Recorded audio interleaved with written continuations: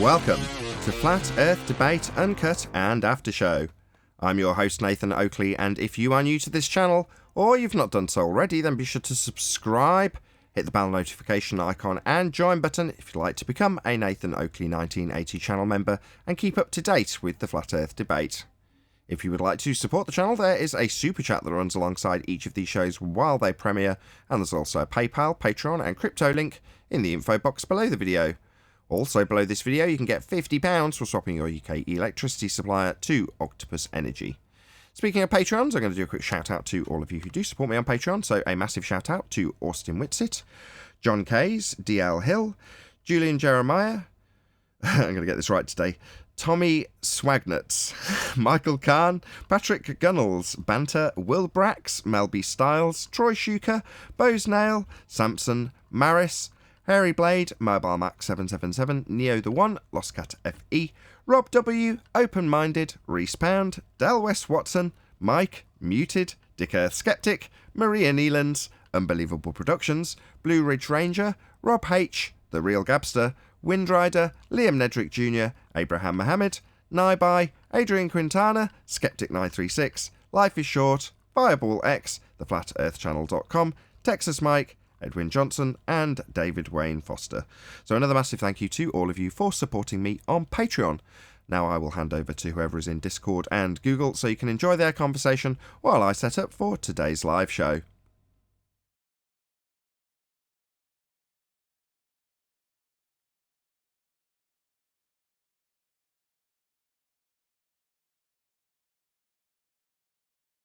Hello, can you hear me?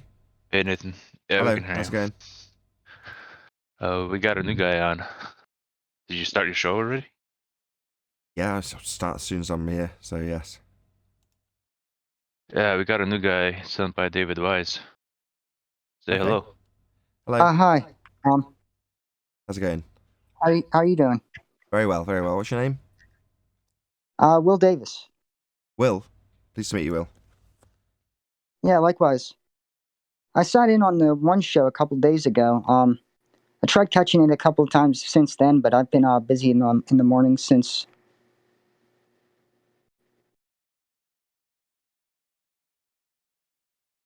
Okie dokie. Fair enough. Have you watched any of the shows? Have you come in blind? Has David sent you in completely blind? No. I've like I said, I sat in on the one show a couple days back. Beyond that, he sent me a couple of videos to watch, but it wasn't of your guys' show. It was of the guy who wrote that book, 1,000 Proofs of a We're Not on a Spinning Ball or something. I have that book. I can't remember who wrote it though. Parallax, Robotham. I don't think it was Robotham. It's the Eric DeBay. Debay? Yeah, DeBay. Oh, Yeah, 200 Debay. proofs. Okay. Cool. So you got Debay's book. Excellent stuff. Yeah, it was interesting. I mean, I got it probably whenever I became a flat earther, and I kind of accepted it might be flat, or we don't know what we're on. But then like I said, like I was saying earlier, I kind of like the evidence or the proof that I have that we might be on a globe is pretty strong in my opinion, and it's got to do with the stars and rotating around Polaris in the north and Sigma Octatus in the south, the opposite way, which would only be possible on a globe. That's a begging the question fallacy. I'm confused. You're talking about stars, and then you're saying only possible on a globe. So that's a begging the way that if you're in the southern hemisphere and you look straight up. Stop. My bad. Right, my bad. I heard what you said. Okay. Thank you. Bad. Thank you. That means I'm going to reply to you. You understand that?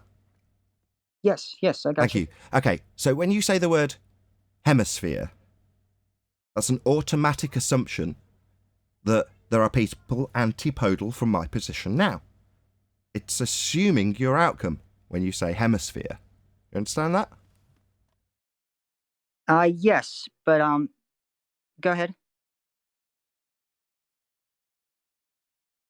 I just wanted to say that that's not really we could call it like south of the middle line, the equator. I don't think that really changes the point that I'm trying to make with it, though. Really? What's the equator? We could call it dead center from north to the. I guess I don't know if you guys believe in the ice wall or what you believe in. Sorry, guy. Why are you talking about an ice wall? You said you got a really strong proof of the globe, and then you described a begging the question fallacy with hemispheres, and now equator lines. Yeah, that's an outside edge of a. Try again. Relax. That's the outside edge of a sphere, you're assuming. So you say it doesn't really matter, other than it's a begging the question fallacy and you're assuming your outcome before you've made your example. So you're automatically decided that you're on a sphere with hemispheres and equators. Yeah? That's a big problem, because that's the thing you're trying to prove. Let's try not to assume the thing you're trying to prove in your example, because that's fallacious. It's called a begging the question fallacy. I understand that. Okay, don't do it again then. Thank you. That's great. So let's not plough on with the same example telling me it's not important, which is what you did.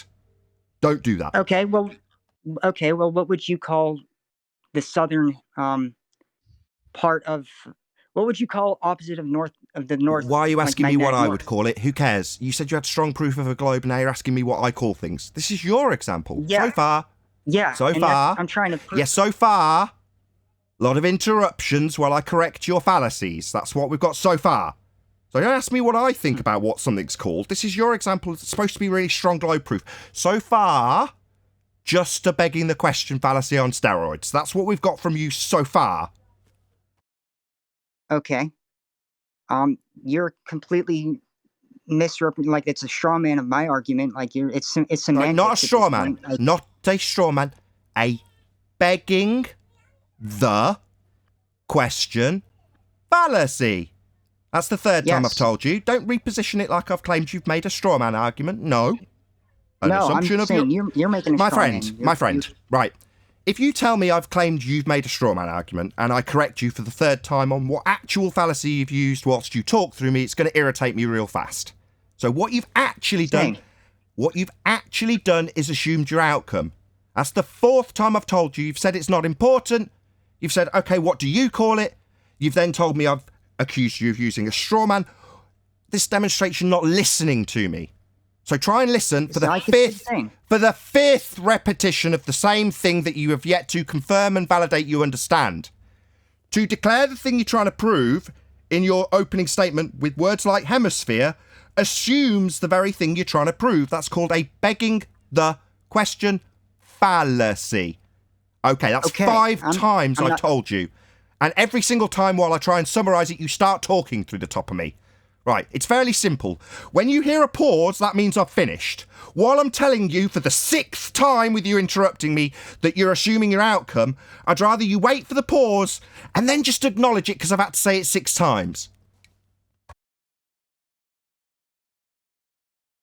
You're done? I can talk now? I know. And I'm not trying to get into that kind of argument at all. Like, I mean, you did! You stupid idiot! That's what you presented here, you stupid shit!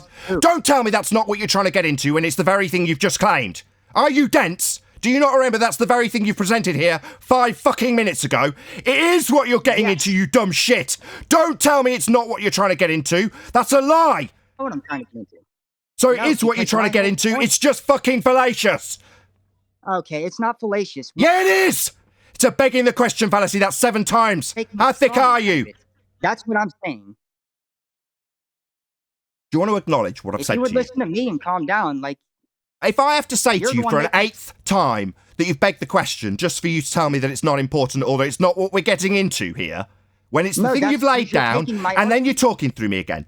What is your malfunction? What is your malfunction? You are talking through the top of me again. Now you're doing it again. You're still doing it, you stupid idiot. What is your malfunction? Stop talking through me. This is funny. Okay. Good. So I'm going to give it you for an 8th time. I don't want you to tell me that it's a different fallacy. I don't want you to tell me it's not what we're getting into when it's the thing you've laid down of just ripped apart for its fallacious logic. I want you to accept that you've used the fallacy so that you can appreciate that what you have got into here was definitely fallacious. Don't just tell me it isn't. It is. Okay. Yes, I said for the 8th time now. You are right. That is fallacious. Why for did you the use way that I fallacious presented reasoning? my Good. argument. Good, you And- understand. but Good. Now shut you're up. taking my Now, argument, man with you're fallacy, taking the shut one spot, up. You're Now you can shut Who's up. talking about Oi, who? guy Who's with talking about fallacy. who? I Hello? thought it was my Yes, turn to talk. we understand that you understand that you've used fallacious logic. Now you can shut up. Now I'm going to ask you, Yeah. why have you come here claiming you've got strong globe proof when you've actually got fallacy and a lot of interruptions? Why have you done that? It's not strong globe proof, it's a fallacy. The interruptions are on your part, and the strong evidence you just completely ignored to It's a begging the question fallacy, you lying shit. I have not ignored it. you. Okay. You stuttering lying bitch. If you lie about what I have done again, I will kick you out. I don't give a fuck who sent you. I have not ignored it. If you live in Australia and Sorry, are you going to go on to another example? You've just told me, lie. I ignored your shit fallacious claim that used a begging the question fallacy of hemispheres. Now you want to move on? yeah, I'm trying to move on. No, I want to move on. I'm not letting you, Mr. Fallacy. I'm asking why you've come here telling me I've got globe proof when it's actually a fallacy. If you would listen to what I'm saying. I listened! Then I ripped it to shreds for being a begging the question fallacy, something I've pointed out 10 times. And 10 times you haven't even What, listened? what I'm saying. Yeah, I have. You want me to repeat back for the 10th time that you've used hemispheres? So You stuttering bitch, I haven't ignored you. okay. Yeah, I haven't ignored you going postal. What I've done is taken your argument, assessed it based on its validity, listened to you interrupting while I summarise it now for the 11th time. How many times? Yeah, now the 11th time of me summarising that you thought you had strong globe proof. You were all for telling me about how hemispheres work. Then I pointed out how hemispheres assumes the very thing you're trying to prove. And then we've had 11 lots of interruptions, you telling me by way of lying about what I've done that I've ignored you. No, I haven't. I've ripped your crappy argument to pieces. My turn? I can talk? Sorry, are you so stupid that you think that after a small pause of me pointing out for the 11th time that you've begged the question with hemispheres, that you need to ask if it's your time to talk? Guess not. Go ahead, continue. Yeah, I ripped your argument to pieces 12 times. You begged the question by assuming... There's your interruption again, scumbag. What's your malfunction? Yeah. Don't like No, hearing you it. haven't. Don't like hearing it. You gave me permission to talk and then immediately interrupted me like the fundy scumbag that you are. Yeah, you've been interrupting Yeah, me the entire scumbag. time, dude. Yeah, scumbag. I can interrupt you Yeah, when you've that's used what that fallacious is. reasoning that I will rip to shreds while you continually interrupt to try and stop it being heard by your own ears. And then telling me that I haven't Someone's listened mad. to you, lying, and with you constantly interrupting me. You've given me permission, you've popped yourself on Someone's mute. mad. I'm in the middle of a sentence, you come off mute and start talking while I'm in the middle of talking. Yeah, you're a fundamentalist religious zealot who doesn't like the fact that you've had a fallacy that you thought was strong globe proof. You told us in your own words, strong globe proof. Now you're about to interrupt me. You're off mute again in the middle of a sentence because you're triggered. You're going to tell me that I've been interrupting you the whole time. No, I've been trying to point out to a fundamentalist religious zealot that he's begged the question while he tells me that I've ignored him. That's wrong. You're not acknowledging how wrong you were to lie about what I'd actually done. You haven't acknowledged that you're begging the question fallacy isn't strong globe proof. You tried to move on to a new subject. So I'd like to note this is the third time I've asked why you thought a begging the question fallacy was strong globe proof when it's actually a fallacy. Can you answer that? Yes, I can, and I have how many times now? I'm not that's not the point that I'm making, and you're taking my argument and making a straw man out of it to focus on.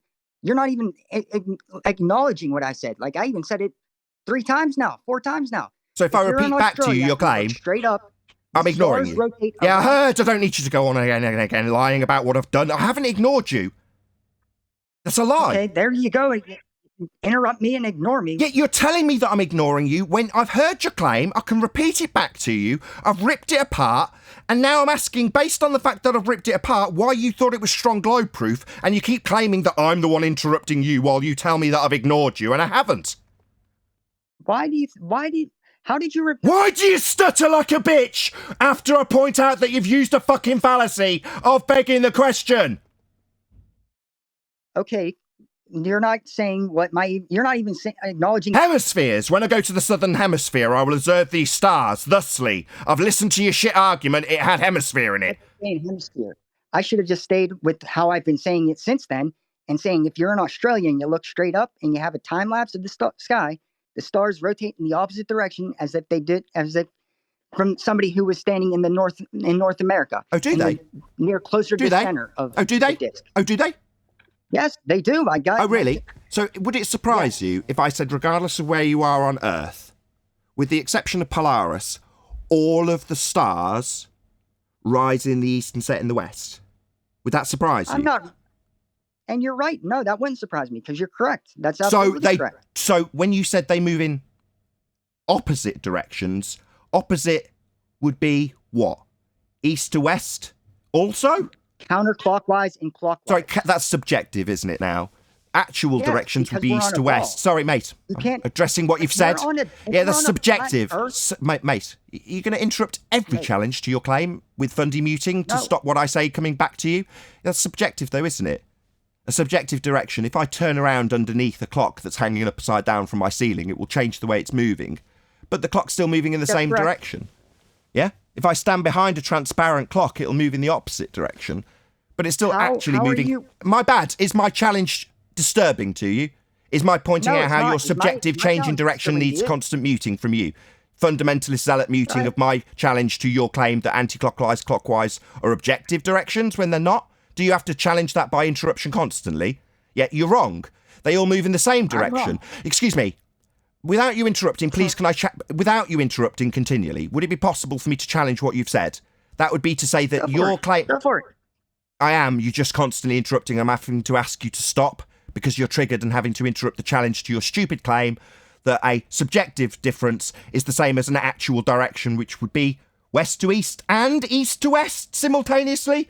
Or do they all move in the exact same direction regardless of where you stand on Earth? They all move in the same direction, as you've confirmed, so you are wrong. Subjectively, I suppose they could change. You'd just turn around and they'd look like they were going the other way. But that's the kind of thing fuckwits would declare whilst interrupting a flat earther who corrects a fuckwit based on his subjectively turning around when they're all actually moving in the same fucking direction, you stupid clown. Okay, if we're on a... So they are all going in the same direction then, clown? Yeah. Yeah, so you're fucking wrong then when you say they go in different opposite directions. So you are wrong then, clown? The opposite way. So they're not going opposite ways, they're going in the same way. Same way. It all goes east to west. Why? Yeah, so that's all the same way, contrary to your stupid, shithead, globe-believing, idiotic claim that they move in opposite directions when you beg the question of hemispheres. I'm not begging the question. Yeah, and there you go with the straw man again. We're not talking about hemispheres. I'm talking... You talked about hemispheres, you used that fucking word. Straight up. Sorry, you used that word. We're not talking about hemispheres, I just happened to use that word. Yeah, you used that word, you stupid idiot. Yes, I did use that word. Yeah, so you are talking about hemispheres then, aren't you, dick? Don't tell me that it's a straw man when it's your own words. Yes. Yeah, so not a straw man then. So not a straw man then. So not a straw man then. That's just a piece of shit reasoning that you've tried to claim I've used fallacious reasoning when it's not a straw man. They are your words then. Yes. Yes. So are you going to apologise for your fucktard reasoning and lies about the fallacies I haven't used? Not a straw man then. Seriously? You are not even being honest with yourself. Yeah, not even being honest. When you say I've used a straw man, I point out that your own words, you agree, and then you decide that you're not going to address the fact you've lied about me using a fallacy. I haven't. Not a straw man. The words you used, I haven't just decided to come up with the word hemisphere because you haven't used it and it's a straw man. Literally, they are your words. It is not a straw man. That is bullshit. Yes, literally, you're right. They are. Yeah. So, scumbag, fundy, fuckwit, globe-believing zealot, I am right, you are wrong, but yet you still feel the need to interrupt me? Interrupt me? You still think you're going to tell me I'm interrupting you? Well, I'm right, you're wrong, but you won't shut the fuck up. Yeah, and you're... Yeah, so shut the fuck up! You haven't stopped... Yeah, so shut the fuck up, claiming I'm using straw man when you used actually those words. Cat got your tongue, fuckwit. Has the cat got your tongue, fuckwit? It is not a straw man. It is actually the words you used. Yes. And Yes. So when you claimed I used fallacy, like the fallacy of begging the question you used earlier I had to repeat 12 times, you were wrong. I didn't actually use a fallacy on this occasion. You were just throwing out nonsense shite that was unbackable because you're a clown, right? out nonsense shite. You're talking about you're talking about a word that I used What word would that be that's a straw man that I just threw out because you didn't use it? It wasn't an argument, like a straw man fallacy. No, it was actually your argument, wasn't it?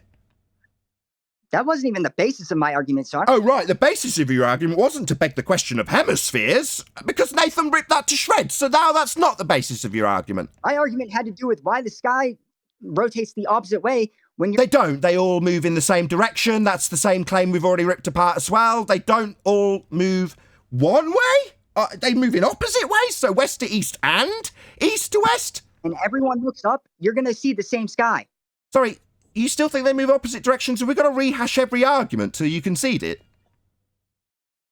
No, you even said it. So they all move in the same fucking direction then, stupid idiot? It goes the opposite. Yeah, that's what I'm... Yeah, they all move in the same direction, so why are you now reasserting that they go in opposite directions? Are you dumb?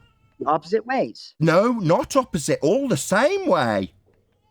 All the same way, but... Yeah, that's right, all the same way. But you seem to think they're going opposite ways, and we've already covered this with a lot of funny interruption from you who seems to think they go different ways when they all go the same way. North, south, east, and west don't change. Yeah, and they're all going in the same direction, regardless of whether or not you turn around. Yeah, when you look straight up. Yeah, and regardless of you interrupting and constantly ignoring the fact that they're all moving in the same direction while you want to simultaneously claim that when you move to the bottom of a hemisphere, oh, but we're not getting into that, it's a straw man that I used specifically in my argument. Yeah. Unfortunately, mate, they're all moving in the same directions. We've covered this 5 times. Yeah. Yeah. So why are you trying to argue that they move in different directions when on a different part of the hemisphere, you assume? It's crap. I haven't said hemisphere since the... Yeah, you did, you lying scum. What? I haven't... I said, let's... Sorry, do you need me to now trim out when I edit this with you saying the word hemispheres 5 times while you say you haven't? I haven't said hemisphere since, like, that hasn't been a basis Since the start of my argument, since like 10 minutes ago, easily. That was fallacious. You're right. Yeah, so you said that was a strong globe proof, yet it's proven to be fallacious as it was ripped apart by a flat earther. I want to know why you thought it was strong when it's fallacious. You're arguing semantics. Don't ask me what I'm arguing. You told me it was strong globe proof. I ripped it to shreds. Now you're admitting. Not a strong globe proof. Actually, a begging the question fallacy. Why did you think it was strong? It's a straw man. Not a straw man. You actually said hemispheres. We're back to this circle jerk. Do-si-do fundy. What you are doing is a straw man. What I'm doing when I'm asking you about how you thought you had strong globe proof and yet you haven't. Because you haven't even listened to the proof. I haven't listened. We're back to this old chestnut, even though I can paraphrase his argument back to us. Different directions of star movements in the southern hemisphere. All right, they move in the same direction and hemispheres begging the question, yet I haven't listened. Now, I just ripped your argument to pieces. No, dude, you really haven't. I'm willing to change my mind. I want to be wrong. No, you're not willing to change your mind. Don't lie. Please heal that you that's right there. Like, Well, I've been a flat earther for a long time. Opposite directions and the same direction. You sound very confused right now, my friend. Opposite and the same aren't very much mutually exclusive. You can't be opposite to something and the same as something. You can't be moving in the same direction as something and opposite to something. Unless, of course, you're talking about just turning around. That would be subjective. As opposed to the actual direction they move. And that's all the same, regardless of where you stand. Okay, so if we're on a disc, like a flat Earth, who said we're on a disc? Are you claiming we're on a disc now? I'm saying. Sorry, is this a straw man? Who said we're on a disc? Yeah. So it's a straw man. Okay, if we're on a flat Earth, a plane. Like, we Sorry, call it a plane. sorry, whose argument are you challenging? Who's claimed that here? Who's claimed that? Right now, I'm just trying to... Just trying to build a little straw man, maybe? No, you're the one... So who's claimed it? Who are you challenging? Who has claimed this? Who are you challenging? You. Nobody's made any claims yet. Sorry, nobody made any claims yet except you, but yet you need to build this little straw man. So your claim wasn't... All you have to do... I made a claim, you stupid dick. I've tried to point that out about 5 times. Whose claim are you challenging? Unless this is a straw man, nobody's claimed anything yet, except you. Okay, and what happens when you turn around? Sorry, excuse me, who's making this claim? Because if no one's made it, because apparently we can forget the fact that 10 minutes ago you claimed hemispheres, because apparently 10 minutes is enough for it to not be your claim anymore.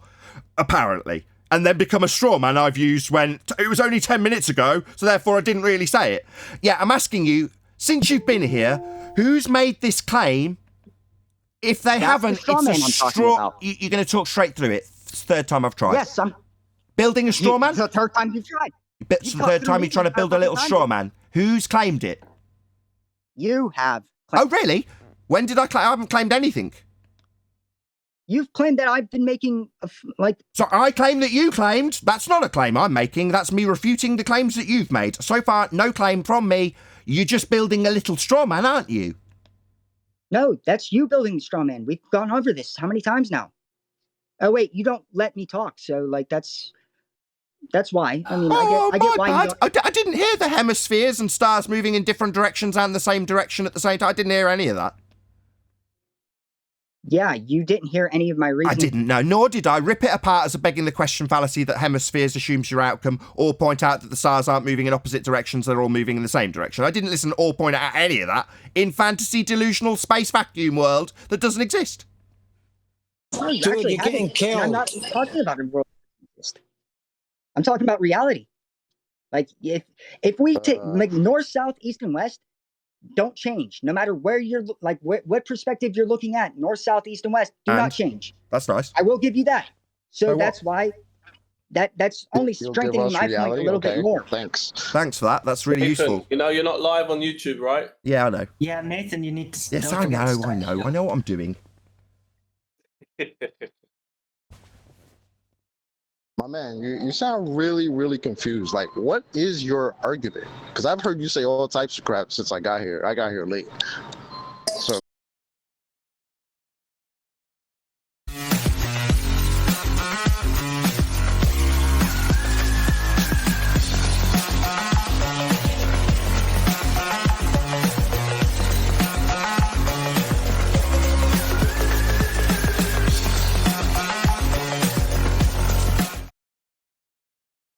Welcome to Flat Earth Debate Live. I'm your host, Nathan Oakley, and if you're new to this channel, in fact, let's just do away with all of this because we're in the middle of a really heated argument, hence the late start, so I might as well just transition straight to it. Hello, everybody. Welcome. Might as well carry on where we left off. Yes. Ding, ding. So, I was trying to say, dude, what's your actual argument? Because I've heard you say all types of craziness since I got here. So what's your actual argument? Okay. My actual argument is if you are in Australia and you take a time lapse of the sky looking straight up, no matter if you turn around, whatever direction you're looking, the sky will rotate the opposite way. It'll seem to rotate the opposite way as from the same person and from somebody who's in North America taking the same time lapse of the sky. It's going to look like it's rotating opposite. It's going to appear to, but it's not going to if you take it north, south, east, and west, and you do the cardinal directions. Because east and west, they're based on. So it appears to, where north. It's not actually. It appears to be moving in the opposite directions, but not actually, right? Okay. Yes. And then. And how could that be on a flat plane, on a flat Earth? If everyone looks up on a flat Earth, the sky's going to rotate the same direction. Anywhere. You're talking about the sky. Have you proven that it's something other than a flat Earth that we're on? Because you know what you're going to need for that, right? By just the way the sky seems to rotate, that needs to be we're either it's either top bottom or front back, which it can't be front back because there's we don't have a mirror world in reality. It has to be top bottom. And that would only make sense if it was a flat. Sorry, top and bottom. What the hell are you talking about? He's saying top and bottom of a sphere that he assumes. Correct? Yeah, I'm assuming. So you're begging the question again, like you did in the pre-show, assuming the top and bottom of a sphere. So that's begging the question again. I'm not begging the question. You're the one. I'm just assuming the top and bottom of a sphere. I'm trying to prove it can only be the top and bottom of a sphere. I'm assuming, but I'm not begging the question. Yes, you are. I'm willing to change my. You're stuttering, bitch. Yes, you're going to take 12 attempts of me pointing out that this is a begging the question fallacy like in the pre-show with you interrupting every single attempt of the 12. You're now talking again. Please. Yes. Stop talking. You act like you haven't Stop. the entire time. Stop. I want you to listen once to what I'm saying. Are you incapable of listening? Okay, so when you say on the top and bottom, that's on the top and bottom of the sphere, you're assuming. That's a begging the question fallacy, the same as hemispheres you used in the pre-show is a begging the question fallacy. An assumption of the thing you're trying to prove as your outcome. So saying can only work if it's top and bottom of a sphere, that's begging the question. Understand? Okay. Yes. I will give you that too. So okay. Excellent. Thank you. Now you can shut up as I berate you for being a fundamentalist religious zealot with a fallacy for a claim that is not proof. That is not okay. It is you now talking through me while I berate you for being a clown. So you've again... I'm a clown. Because you've used a begging the question fallacy, fallacious reasoning, and then conceded that it is fallacious reasoning, and then continually parroted and talked through me like the fundy zealot that you are, who thinks that talking straight through the top of me is reasonable, when he's used a fallacy in debate, and now you are again talking straight through the top of me again, while I point out that only clowns use fallacious reasoning. We don't beg the question here, clowns beg the question, and then talk through the host pointing out that a clown behaviour is to beg the question on a debate where fallacious reasoning isn't acceptable, especially when, for the last 5 straight years here, we don't let people beg the question. It's one of the cardinal rules of this debate. Don't beg the question! Especially don't talk through me while I point out to you, Fundy. See his light flashing, right? I'm just going to point out to the audience what's going on. This light here is every time this wanker decides he's going to mute what I'm saying. He's going to mute me, so he's going to talk straight through me. I haven't finished. I'm still in the middle of my little rant about how a fucktard clown called Going Postal has begged the question and then decided he's going to interrupt every single rendition of me pointing out that both in the pre-show and live show, he's begged the question. He's assumed his outcome. He's told me it's not unreasonable to do so, then conceded that it is in fact begging the question, but said, okay. Not okay, Fundy Zealot.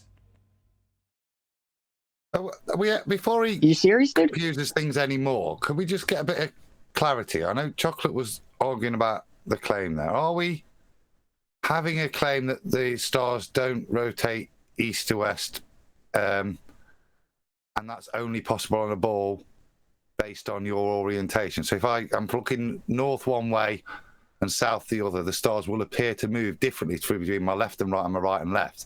But in reality, they're always going east to west. Is this the crux of his argument? Are we in the 2016? Honestly, he wasn't even making that argument because he said they just appear to do so based on perspective. But then he said, but if this is happening on a flat plane, and then I asked him, so have you proven that the ground we're talking about is anything other than that? Because you're talking about the sky.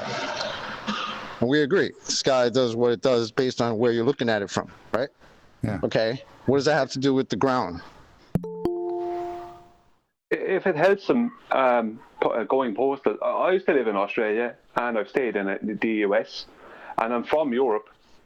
And the sky just looks exactly the same, different star sets or whatever, but it looks exactly the same. Just the sun, stars come from the east, go to the west. So, don't notice anything. I'm not being funny. Yeah. I would say, yes, you're right. It does go from the east to west. So why the fuck are you here telling us to go in opposite directions, you stupid clown? Yeah, that's why we're telling you off, Clown Show.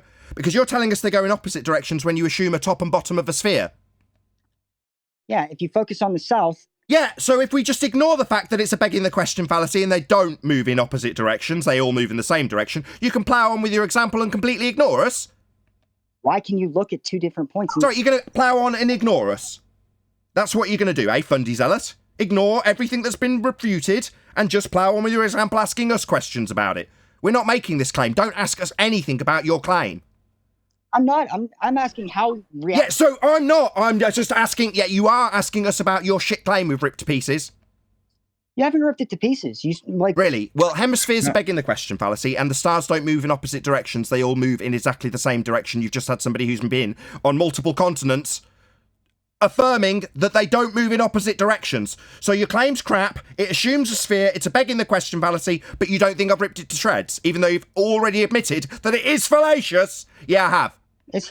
No, I haven't, because if if you focus on the north and you take north as the relative point for what you're calling east and west, if you take that and you just flip it and you use south as what you're calling north, then it doesn't rotate east to west as the same way. Then if you take south analogy, that's when it goes opposite ways. Opposite ways? They're all going the same way. Are you dumb? Did you not listen to what I said? Are you dumb? What, if you turn around? No. Yeah, how do you turn around? So if you turn around, they go in the opposite direction? Yes. Well, that's fucking stupid. So that just means you've turned around, you stupid idiot. They're still going in the same direction. If I cross over the road, the cars haven't changed direction, you stupid idiot. Hello? If I cross over the road, have the cars changed direction when I look at them from the opposite side of the road? And you're staring straight. Yo, stuttering globe believing bitch. Do the cars change direction when I look at them from the opposite side of the road? No. So when you say the stars change direction, it's just you turning around like crossing the road. What are you talking about? I'm talking about you turning around and looking up. Oh, look, they're going anti-clockwise. Oh, but if I turn around... Oh, look, they're going clockwise now. Yet that's fundamentally retarded. They're still moving in the same direction, regardless of where you are on Earth. Yes, but it's... Yes! So can you shut the fuck up with this stupid shite now? Fuck up and let me talk. If you're in the south... Talk? What? About crossing over the roads and then claiming that the cars are moving in a different direction? They're not. Australia. So how can you orient... Sorry, you're going to ask me a question? Nobody's made a claim, only you. Don't try and reverse the burden of proof. Don't ask us about your claim you've made. I'm not asking about my claim. I'm asking about... Oh, right. Well, can you acknowledge that your claim's rubbish because all the stars move in the same direction? The fact that you can turn around doesn't mean they've changed direction, you stupid idiot. Yeah. Yeah! So can you shut up with your stupid star examples? You don't get the next question of us. I'd like to know why every single claim to be strong globe proof turns out to be a fallacy. You are 3-0 so far, my friend. And so are you. So am I. Haven't claimed anything. Oh, well, if I've lost, so have you, flat earther. No. Are you dumb? This is not even a question about the nature of it. This is about figuring out how you orientate yourself in the world, mate. How do you cross a road? If you cross the road, do you still look the same direction? Because it should be, because, yeah, this is all about you reorientating yourself to view something. Irrespective of what it is, it's beyond, it's a little worrying that you're not able to see how incorrect your statement is. Nathan gave you the analogy with cars. If you view it from the other side of the road. Can you, can you see that looking north, whether in south of the equator or north of the equator, will give you the impression of the stars moving from right to left? Now, even if you're in the north of the equator and you look south, yeah, the stars will move the opposite way, won't they? This is about how we view things, and it's probably a little complicated for you, but I think if you could grasp that bit first, you might then be able to apply it to the star rotation. But I think you need to grasp the actual fundamentals first, son. Yeah, just need to get your head around the simple stuff first, mate. Just need to get your head around the simple stuff rather than constantly interrupting everybody who's trying to educate you. Okay, no, I like that guy. That guy actually wasn't talking over me like you. And anytime... Good, I don't give a fuck what you like about me, you stupid clown.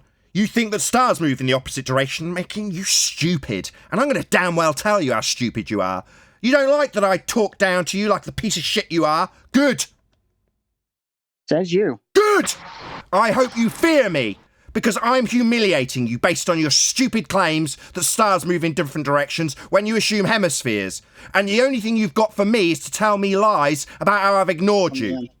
They're not going to talk like this. They're going to actually have a conversation. I will talk down to a fundamentalist religious zealot globetard that seems to think he can tell me that I haven't listened to his argument after I've ripped it to shreds. Tell me that I don't listen to his claim when I can repeat it back to him. Tell me that it's not important that he begged the question in his opening statement because he's not claiming that anymore. All of those stupid things deserve being berated for. No, not really, because... Yes! And I will! I will talk down to you like the scum you are. I will tell you what's what and tell you off for your fallacies. You don't have to like it. also misrepresent what I'm saying. No, I'm not. When you say hemisphere, I'm not misrepresenting you. It's not a straw man. That's a lie. My conclusion. You told me it was a straw man. Then I pointed out for the audience, no, those were your words. You're arguing. Yeah. So when you say no, you actually mean, yeah, you are just scum. Yeah, you are just. Yeah, you are just scum. And when I rip apart your argument, you say I haven't listened to it. When I concisely detail it back to you, you talk through it. Can I talk to the other people? Can you suck my balls, Fundy's scumbag? Liar? Have something worth hearing. You haven't got anything worth hearing. I'm asking why you've given us 3 fallacies so far. Can I talk to the other people in the room? Because, like, you don't want to. Can they save you from me?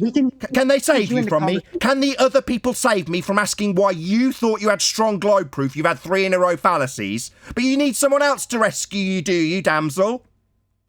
No, I don't need anybody. So why in unholy fuck did you use 3 fallacies in a row when trying to prove a sphere? Like they're willing to have a conversation. You don't seem like a conversation like, why did you use 3 fallacies in a row?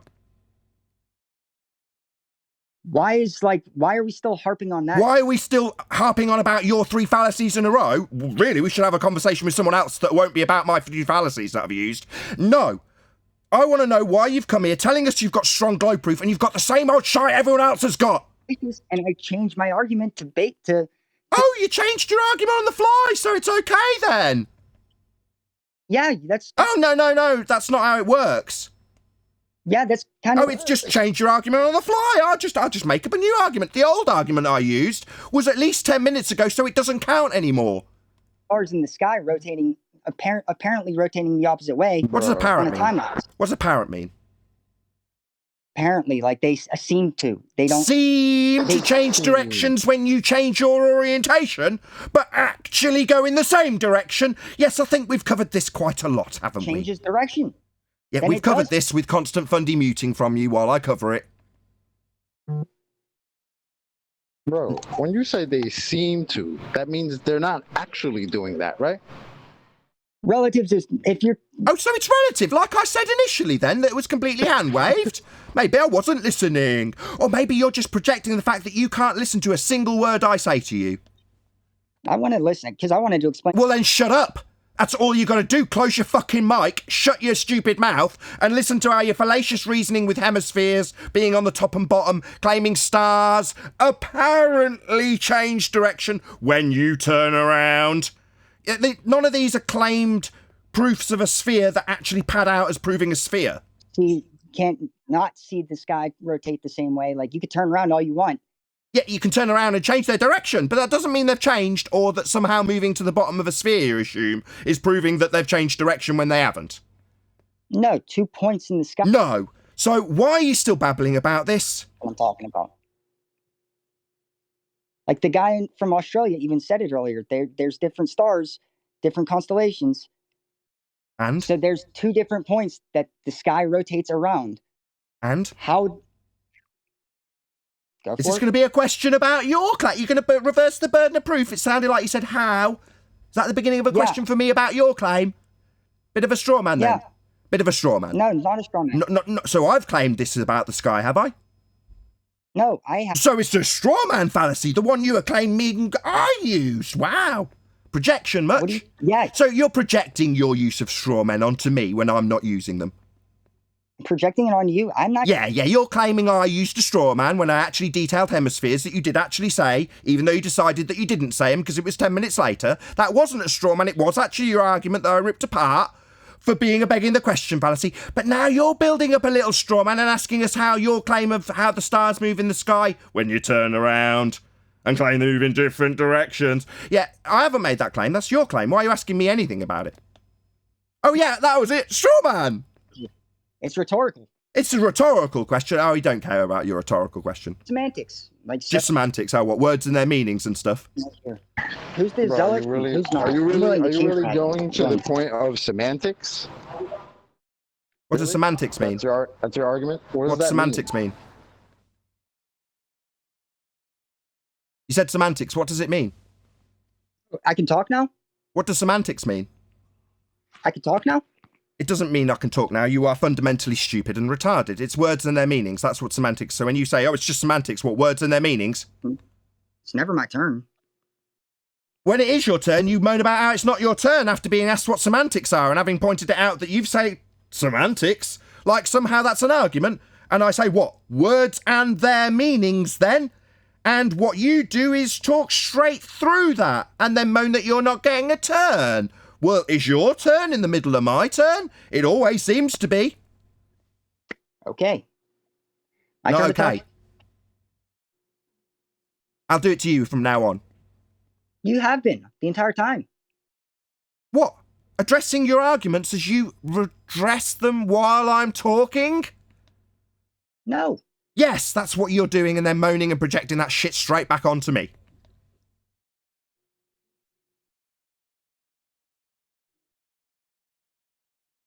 Whose turn is it now? Because we were your turn. talking. So semantics, words and their meanings. Then that was your last argument. Yes, because that's what you're trying to like argue with right now. What, words and their meanings? Wow, what a crime! Are you a stupid clown? Because only a stupid clown would say you're trying to argue with words and their meanings and stuff. You're trying to take points, words that have nothing to do with the point that I'm making and focusing on those. That's a straw man. Oh, so you didn't say hemisphere? You didn't say hemisphere? I did say hemisphere. Oh, so it's not just words that I'm making up like straw men? No, but no, I am actually using the words you've used then. Don't mean anything towards... So you're just lying, making up a stupid argument that doesn't make sense because you have actually used those words. Makes sense. Just because the words that I used don't... Oh, just because the words you've used a minute ago, they were straw men words that I made up that you hadn't used. Like the sky rotating claim that we haven't made that you were about to ask us about. That's straw man. No, I was about to ask you a rhetorical question. I don't care if there's any answer to it. Don't ask it then. I'm just trying to get to the point. Don't ask you a rhetorical question. Otherwise? That's what the question that I was going to ask would be.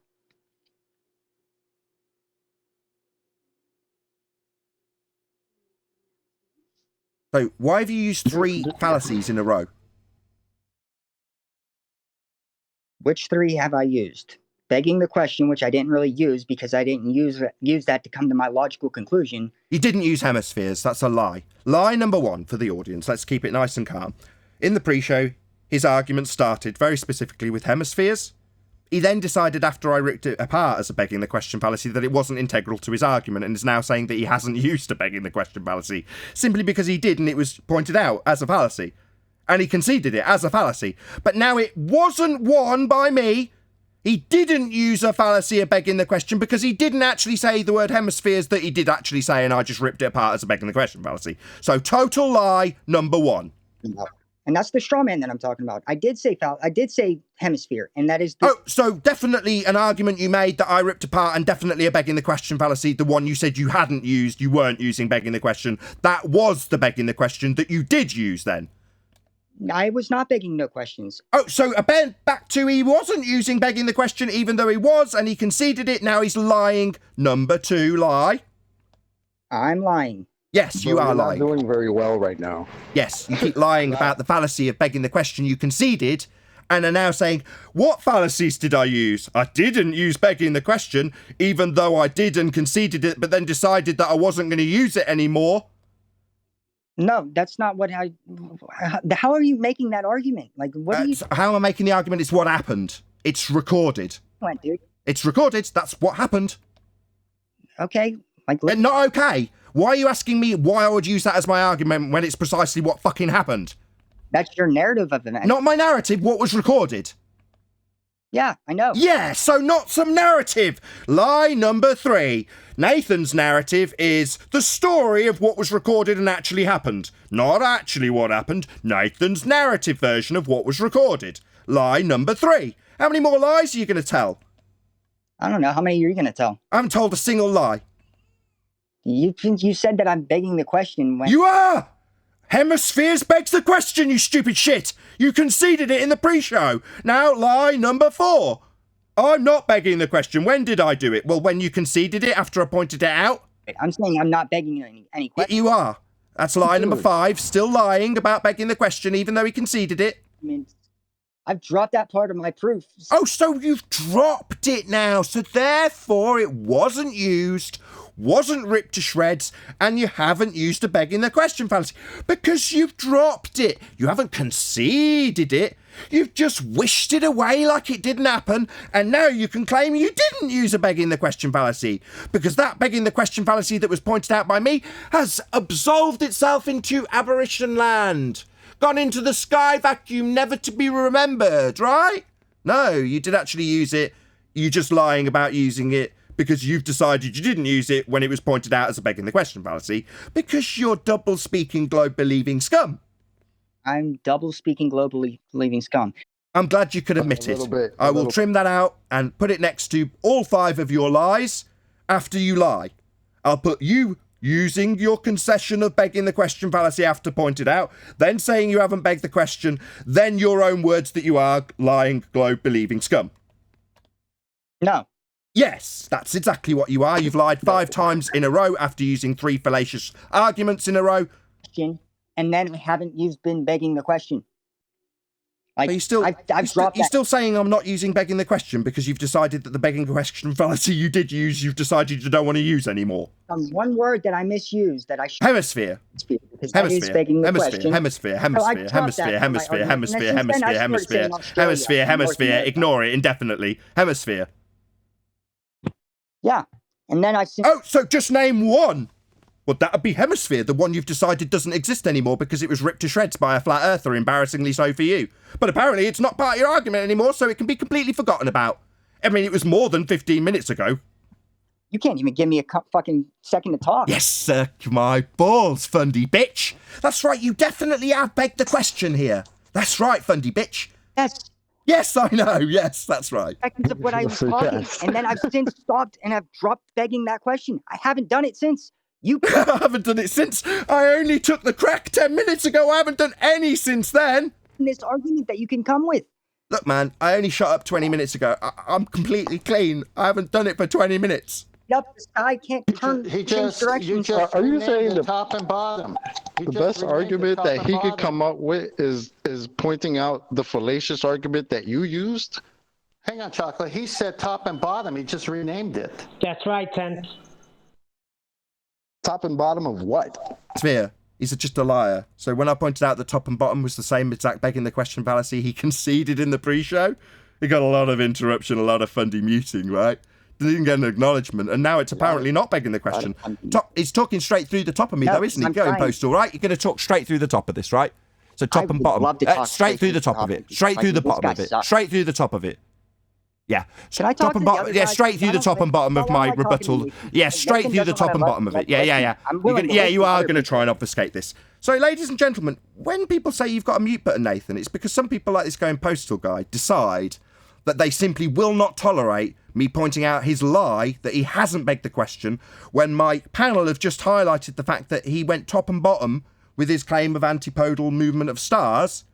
Well, that would be the antipodal assumption that he made in the pre-show that he conceded and is now lying about using again when he said top and bottom. He wants to continually lie, and do you see that little light of going postal flashing while I'm pointing out his lie? This is why you need neutral platforms. I'm pointing out his continual, perpetual lies about begging the question, and what he's doing is talking straight through it. You call this neutral?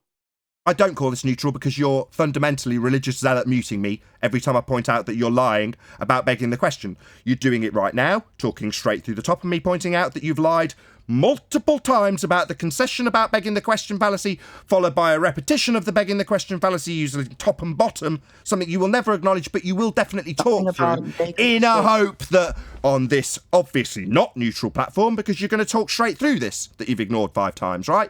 Like everything else you've talked straight through the top of. Obviously, if this was what you call a neutral platform, it would be tolerated.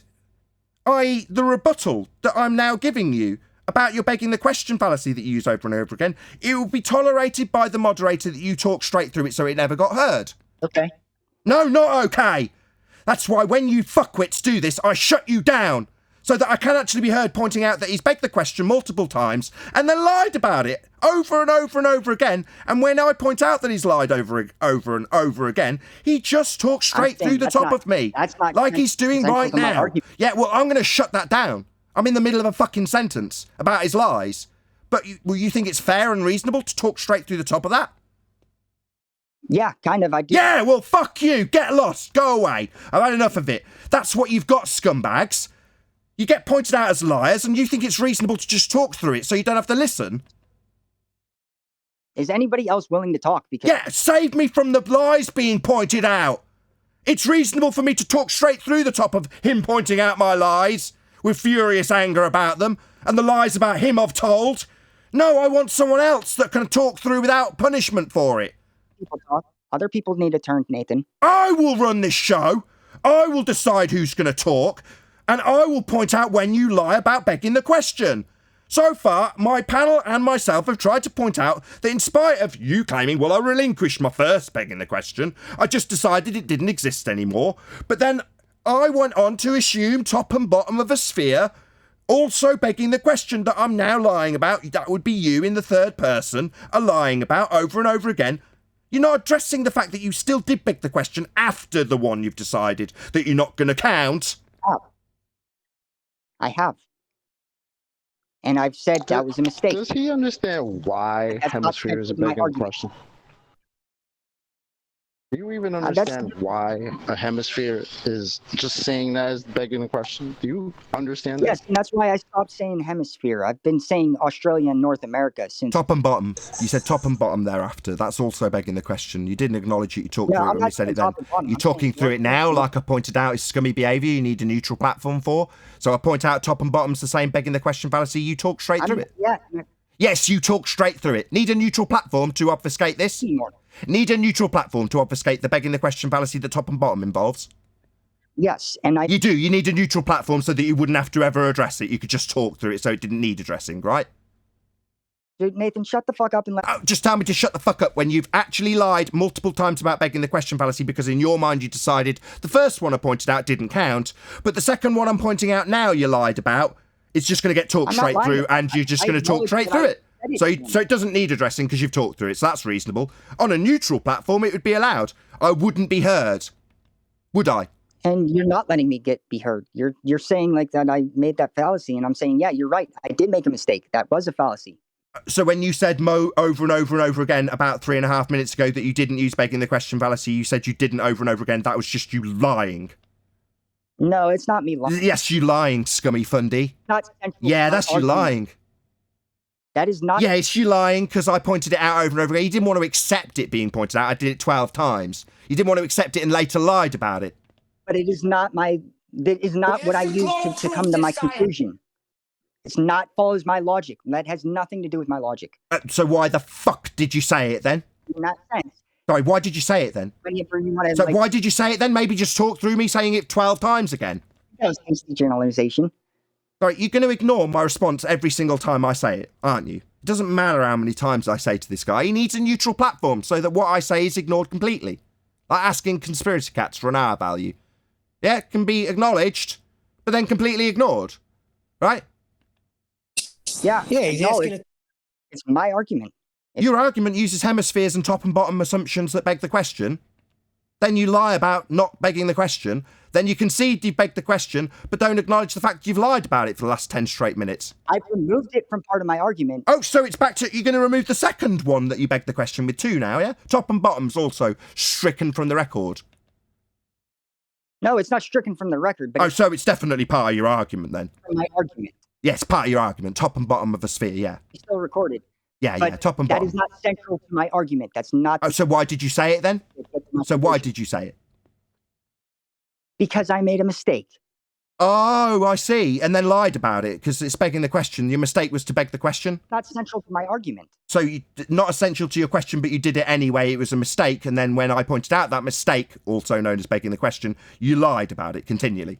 I haven't begged the question. When did I beg the question? Well, when you begged the question and I pointed out the hemispheres begged the question, and then you just decided that didn't count, but then you did it again with top and bottom of a sphere. That begging the question that you lied about doing over and over again because you're scum? You arguing semantics because I said that... What words and their meanings? We're back to that, old chestnut. I'm just using words and their meanings. Just words and their meanings, yeah. Have you got anything else in your arsenal? Because it seems like you're all tuckered out. You just keep using the same shit over and over again. What? You haven't even let me talk. So how do you... what same shit have I been using? Hemispheres, top and bottom of a sphere, antipodal star rotation in the top and bottom of an assumed sphere with hemisphere or top and bottom used to assume it? I thought we agreed like we should just ignore this for now. Neil, can you shut up? Argument. Well, you shut up. Let other people talk. I want to hear from other people. Save you from me? No, I want to hear from other people. You have nothing. You don't want to hear from me. You don't want to hear from me. On the one thing that I made a mistake on. Yeah, you made a mistake. You begged the question, then denied it, and said you didn't. Okay. I'm not. So you're a liar. So just okay. No, not okay. You're getting yelled at because you're a liar. I'm not a liar. So when you said you didn't beg the question, even though it was pointed out with 12 repetitions the first time, about 6 repetitions the second time, and then a concise summary from Chocolate highlighting how you begged the question after the one you decided didn't exist because you relinquished it after it was pointed out, all of those begging the question fallacies that are still on the record, you said you hadn't begged the question, but you're not a liar. Okay. Okay, I accept that. The question if it's not central. I accept that. Maybe someone else should talk to him because obviously he's not a scumbag liar. Yeah, I know. Maybe the other people aren't scumbag liars. You are a scumbag liar. You certainly are. I haven't given any claims to lie about. In the first instance, all I've done is pointed out that you've used hemispheres and top and bottom, and that's begging the question. You repositioned it as a straw man. Same straw man you were going to be using later when asking about your claim you were making about what the stars do. Yeah, that straw man that you used, because you've got nothing but fallacy. I used. Dude, you're the one who's like saying like I used the wrong word for something that's not even central to my argument. Central to your argument being top and bottom of a sphere or hemisphere. Well, you're trying to prove a sphere, and central to your argument is the claim you're trying to prove. That's the definition of begging the question. It's absolutely essential to your claim of a sphere that you assumed a sphere and you did, but you want to say it's not essential? Yeah, I asked why you did it and you didn't give me an answer. It's not essential to my claim. Nathan, so why did you do it? So I keep asking, if it's not essential, why did you describe it? I'll tell you why, audience. Because if he doesn't beg the question, it doesn't prove a sphere. Yeah, that is what I'm trying to prove. Is a sphere. Hang on. That's not what I'm trying to do. He tried to slip in the third one when he said, "How do you turn around on a flat plane?" Yeah, if you're in Australia on a flat plane, you turning around and changing where you're looking isn't going to change the direction of the stars. Crossing the road and turning around in Australia won't change the direction relative of the cars. How kind of stupid shithead are you? I mean, are you really thick? The North Pole, it's not going to. So you've just said that if I turn around whilst looking at the stars, they don't apparently change. Yeah, they do. The South Pole, because that's all they do. He's now going against his actual part of his argument that makes it make sense, which is how they appear to change direction when you turn around. Now he's saying if I turn around on a flat plane, they won't change. Yeah, they absolutely will, relative to how you've moved your position. Yeah, this is stupid. You're just dumb. Like, really, really thick. They want here to rotate. Did he say South Pole? He said South Pole. He just said knew South I heard Pole. it. Yeah, that was a mistake as well, but I don't know what else to call the southern star that all the other stars rotate opposite around in the other end of the on the other side of the planet.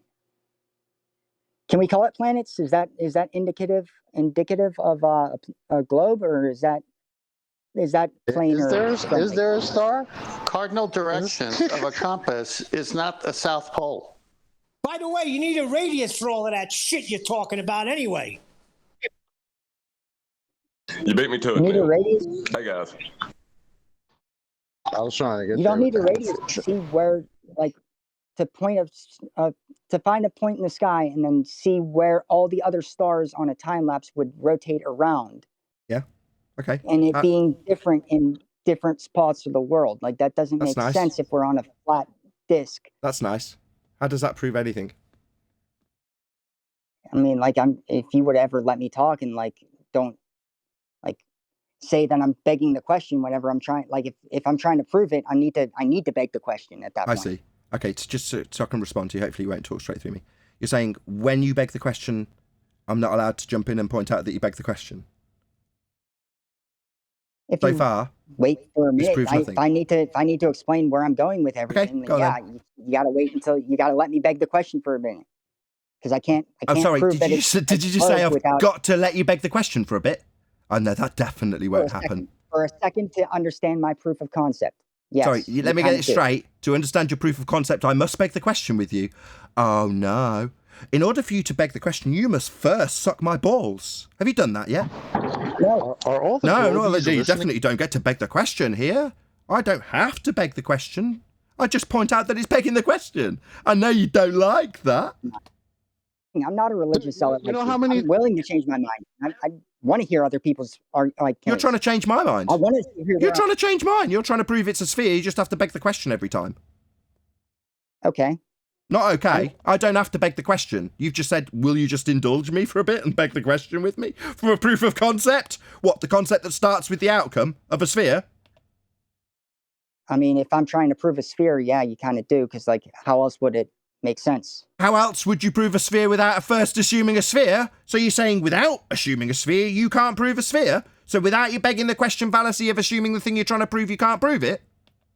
No, I can. It's just you're not Go on, then. taking what I'm saying as Okay, proof go on, of then. a sphere until I assume that it's a sphere. To prove Yeah, that's right. The moment you beg the question, I rip your head off.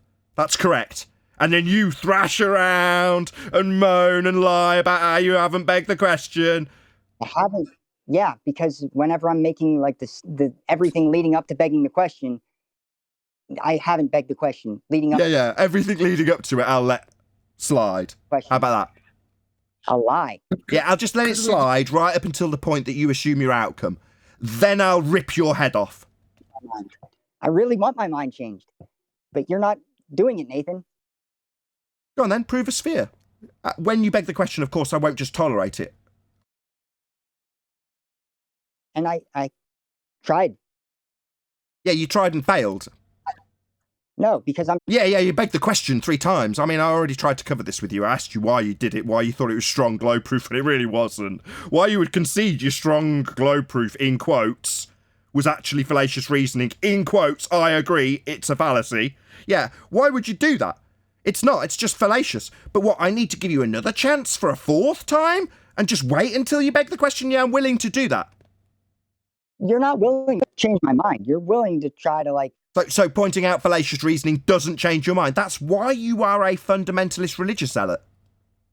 I'm not a religious zealot. So when you've got proof to the contrary, i.e. a begging the question fallacy, that's a piece of logic that isn't sound, in fact, a fallacy, you won't change your mind. You just tell me that I need to beg the question with you. That's zealotry. No. I'm not, yeah, that's what you've done. not, okay. Not okay. Zealotry. Not zealotry. So when you have your logic pointed out as flawed and fallacious, you say, no, it wasn't begging the question. That's zealotry. Then you later tell me that, well, when I get to the part of my logic that needs me to assume my outcome, you'll just interrupt me. Yeah, that's right, because it's fallacious. But you don't like that. You want to still use the same exact crappy arguments that we've pulled apart because you are a zealot. What's a zealot, Nathan? You know the way you want to have your mind changed. What about if I told you that the use of the sextant? What about if I told you? Specifically? Okay, well, just be quiet a second then. One moment. What about if I told you, through the use of the sextant, right, it proves that the sky has to be a flat plane.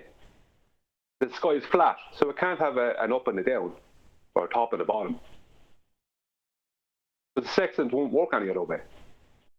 Zealotry, noun, fanatical and uncompromising pursuit of religious, political, or other ideas. Fanaticism. There's Nathan with the semantics. There's Nathan with his words and their meanings.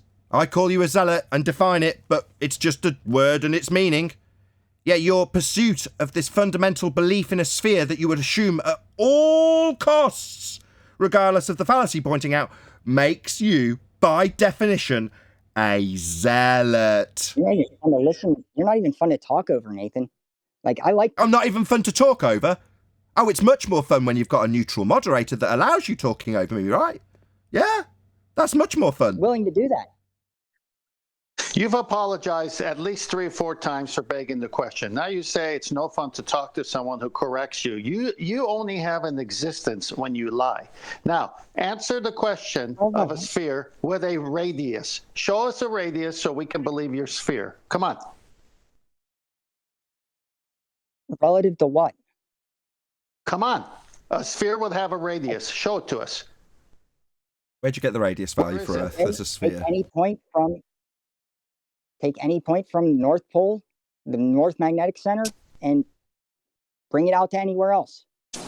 You're does that talking do? about poles again. So what does that do? No, I'm talking about the magnetic center.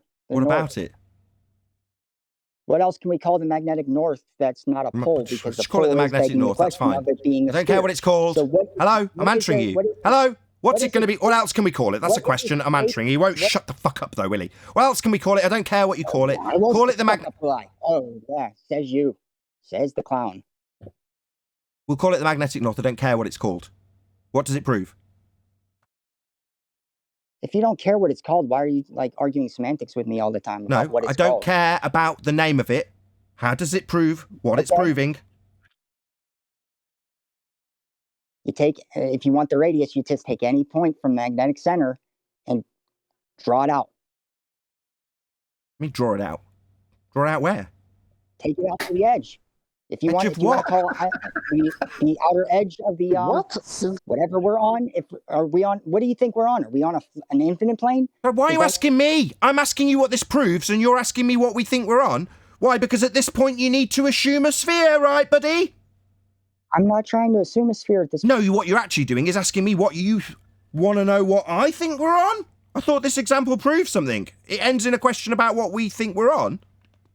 No, it doesn't end in that question. I'm just curious on what you think we're on. What, maybe if you got to the point where you begged the question, I could rip your head off, but you don't seem to want to. So far, this example of drawing a line on whatever I think we're on, well, that doesn't prove a thing. What do you think we're on? If we're Yeah, I'm not. It's not my claim. A minute ago, this was supposed to be a claim to prove something you were claiming.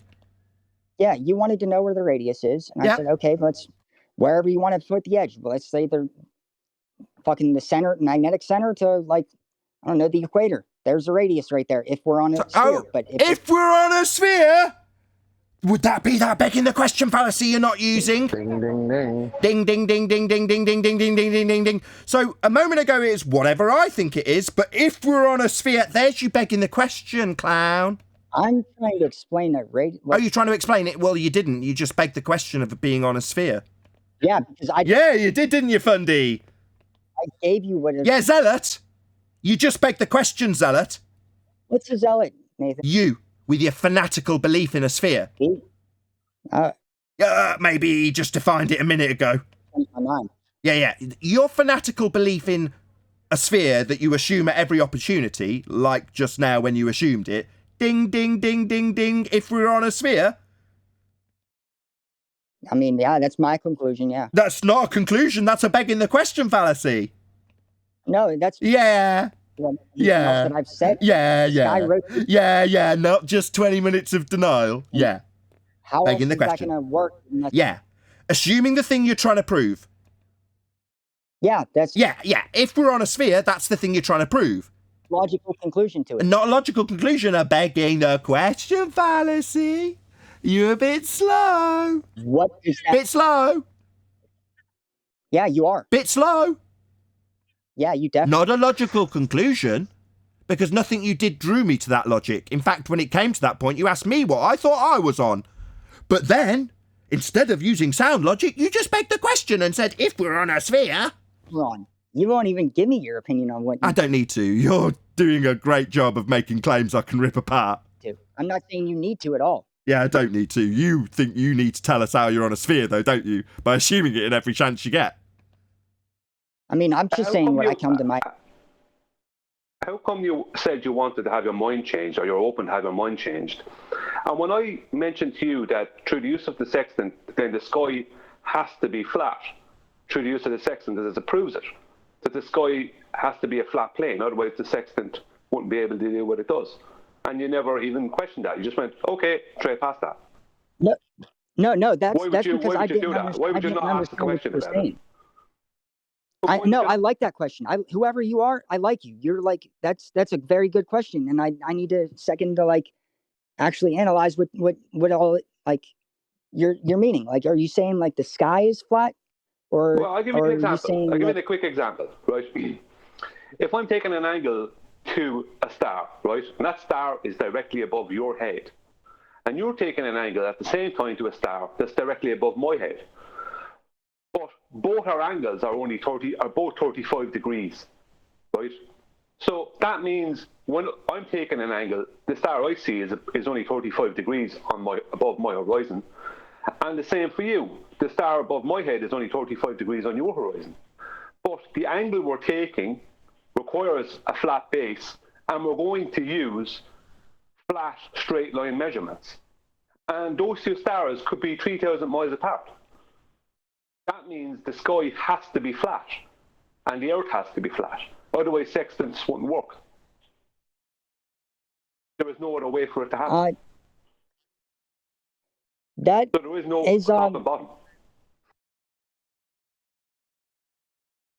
That's a very good point. But that to me, in my opinion, that just makes my conclusion come to Earth. Like, space is just really, really big, and it looks like it's flat because, like, if there's so much distance between it, then, like, yeah, it would appear flat. Like, I see where you're coming from entirely. I just don't agree with what your conclusion is with it.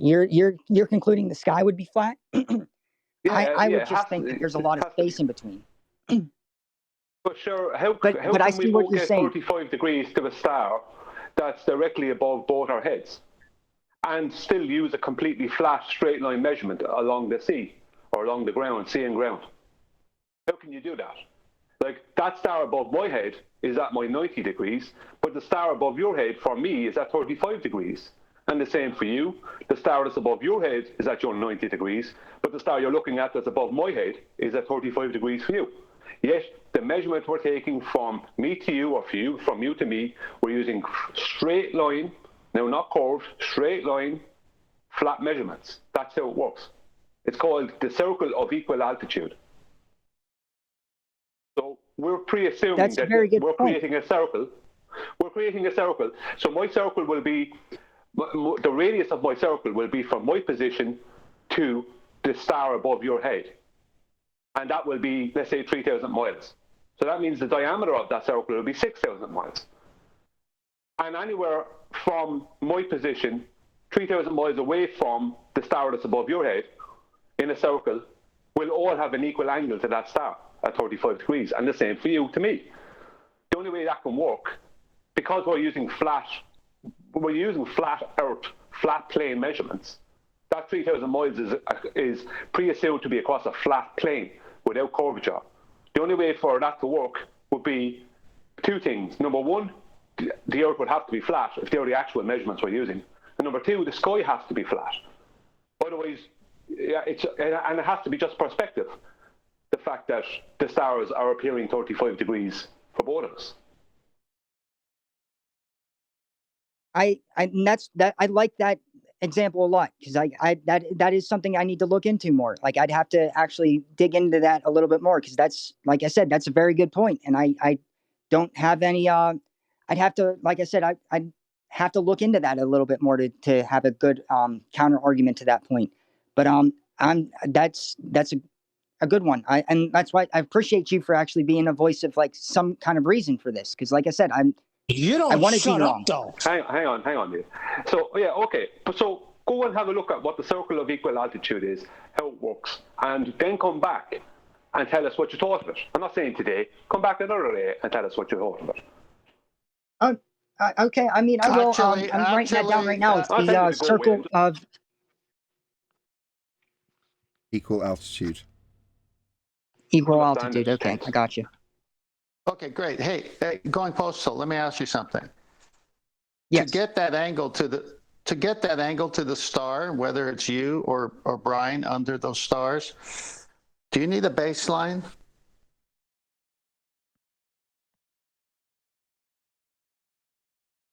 What do you mean? To achieve an angle, what do you need to achieve an angle? To achieve an angle, you just need 2 points coming to an intersection. Okay, so Or let's say across that's you. point. Let's say that's you at the intersection. The star is in the sky, and you draw a straight line from the star to you. Would that be one of the points? Yes, I would. Yeah, I'd say so. Okay, so Brian's over there somewhere, and you see a star that's directly over Brian. We bring a straight line to where you are, and then that's one of the two lines. What's the other one? The other one would be from you to the star, but directly above you. And No. is that what you mean? No, the baseline. You need a baseline The to baseline. meet that. Yeah. So is the baseline flat? I'm not too sure. I'd have to see it drawn out, I guess, to fully get it. So you're saying like Dude, I need, like I said, I need to look into what circular lethal altitude is. Listen, I've just posted it for you in the Discord room. So if you go to the main chat, there's the picture there for you, so you can see it. Right on. When you see it, please comment for us. Thank you, Adam. Okay, I see it now. The Adam Meakin, is that the one that you're talking about? Yes. That's it. Okay. Yeah. I've never used Discord, so I'm like, this is It's okay. I didn't even know see the the chat was picture? around. Guys, just give him a second to look while I thank the person for sending me $100. So it's waited long enough. Thank you very much, Kevin Burns. He said, God, I fucking love this show. Thank you very much for the super chat.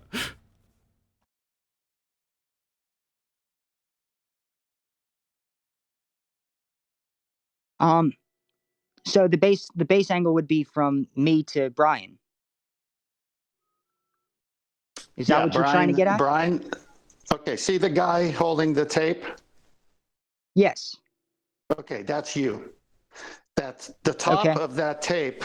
That top of that tape is the star over Brian, which is the base of that pole. That's the plumb line or vertical. Okay.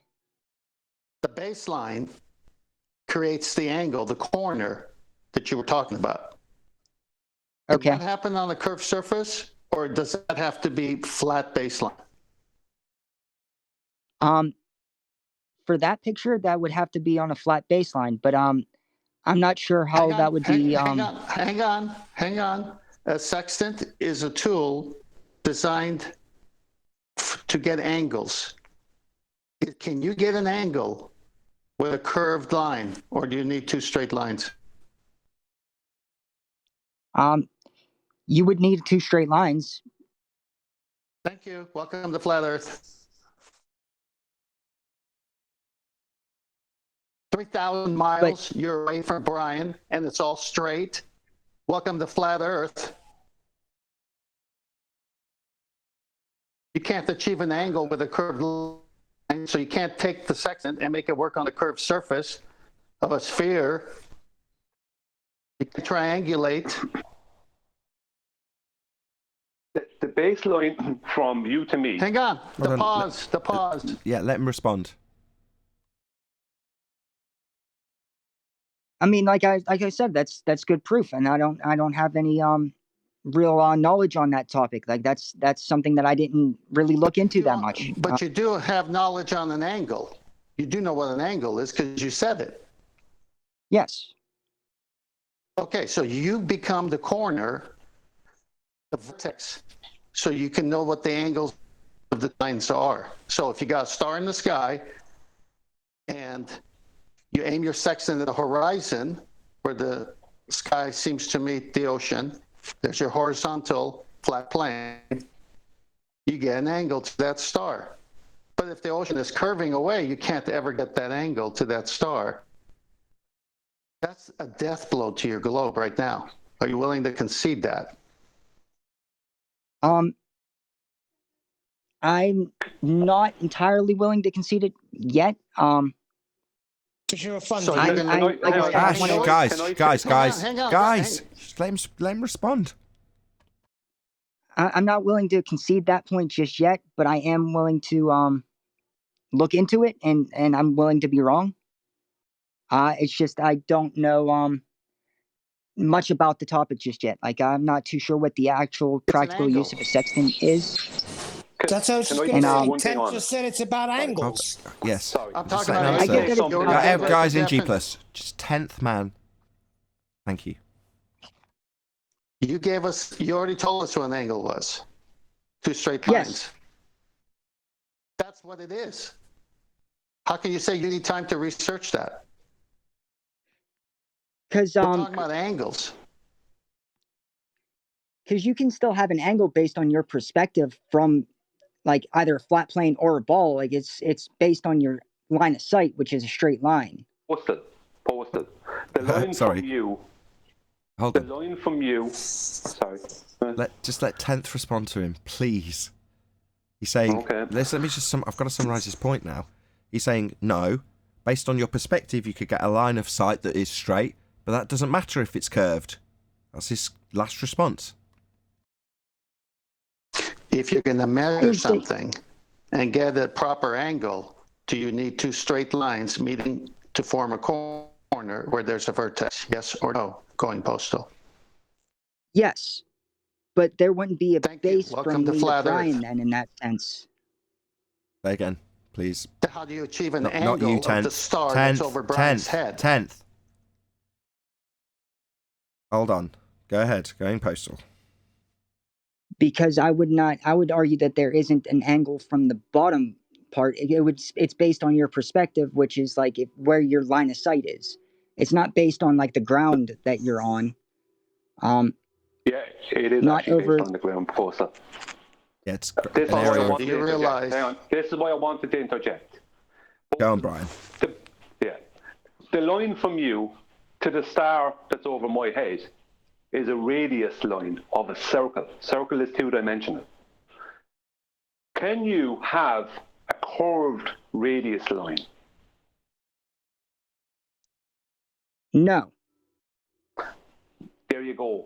That's your proof. but the radius If they're line using is- flat out measurements and they're using a radius line and a diameter, 2 things that have to be straight lines to create a 2-dimensional circle, that's 6,000 miles in diameter and 3,000 miles in radius. That means you have a circle with a diameter on the Earth of 6,000 miles, pre-assumed flat, using those 6,000 miles as a measurement that they will use in the real world and do use all the time. With that, I'm going to say, if you are watching this on either Nathan Oakley 1980 or Nathan Oakley Premiering streams, then stay tuned, as there will be an after show to follow. Unfortunately, if you are watching live, this is where we bid you farewell. So, a huge, massive, enormous thank you to all of you. Smash the super chat, liked, commented, shared, subscribed, hit the PayPal link, joined as a Nathan Oakley 1980 channel member, and all that good stuff. Also, below this video, you can get £50 for swapping your UK electricity supplier to Octopus Energy. Once again, stay tuned if you're watching on either Premiering stream. I've been Nathan Oakley, and I will see you all in the next video.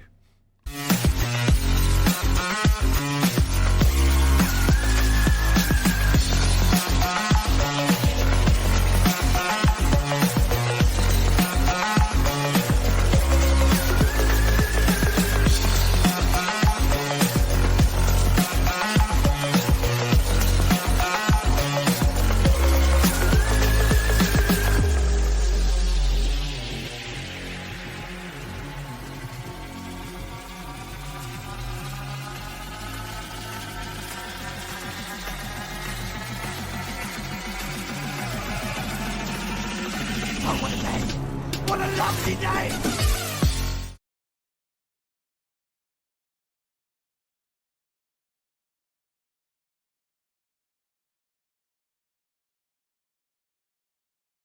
This is all crazy. I told you, you gotta wait. He's not here yet.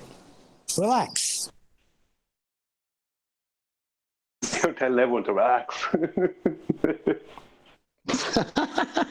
Neil telling people to relax. That's rich. Listen to the show again. You see how much Neil talked today. 0. Until I got too frustrated.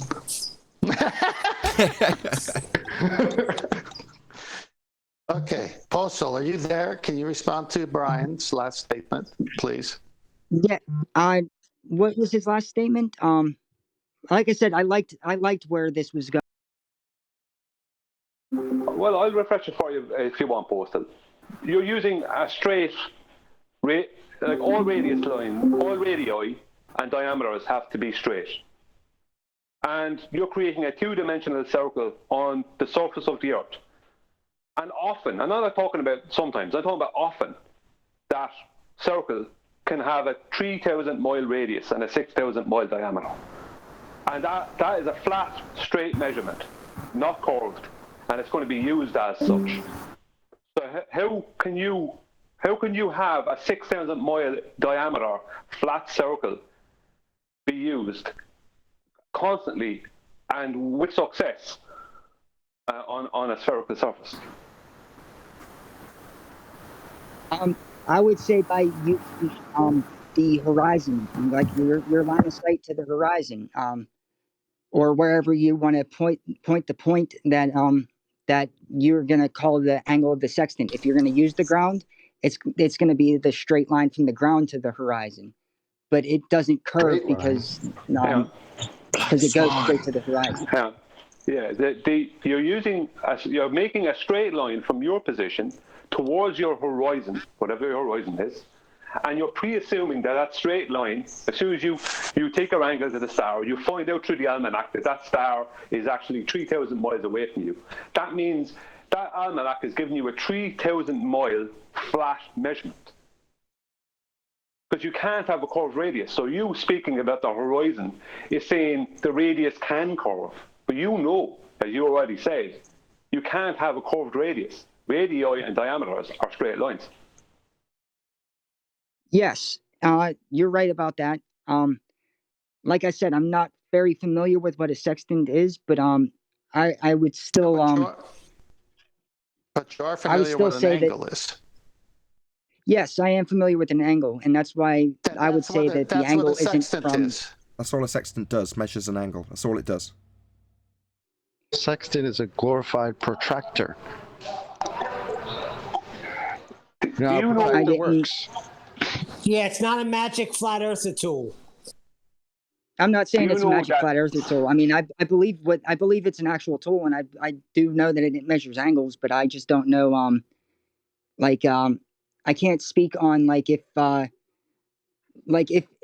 somebody you don't know how is separated by a lot of space, two observers anyways, using a sextant, would they measure the same angles for like how you said my star above my head is 90 degrees and the star above Brian's head would be 90 degrees to him, and then the angles for my sight to his sight would be the same?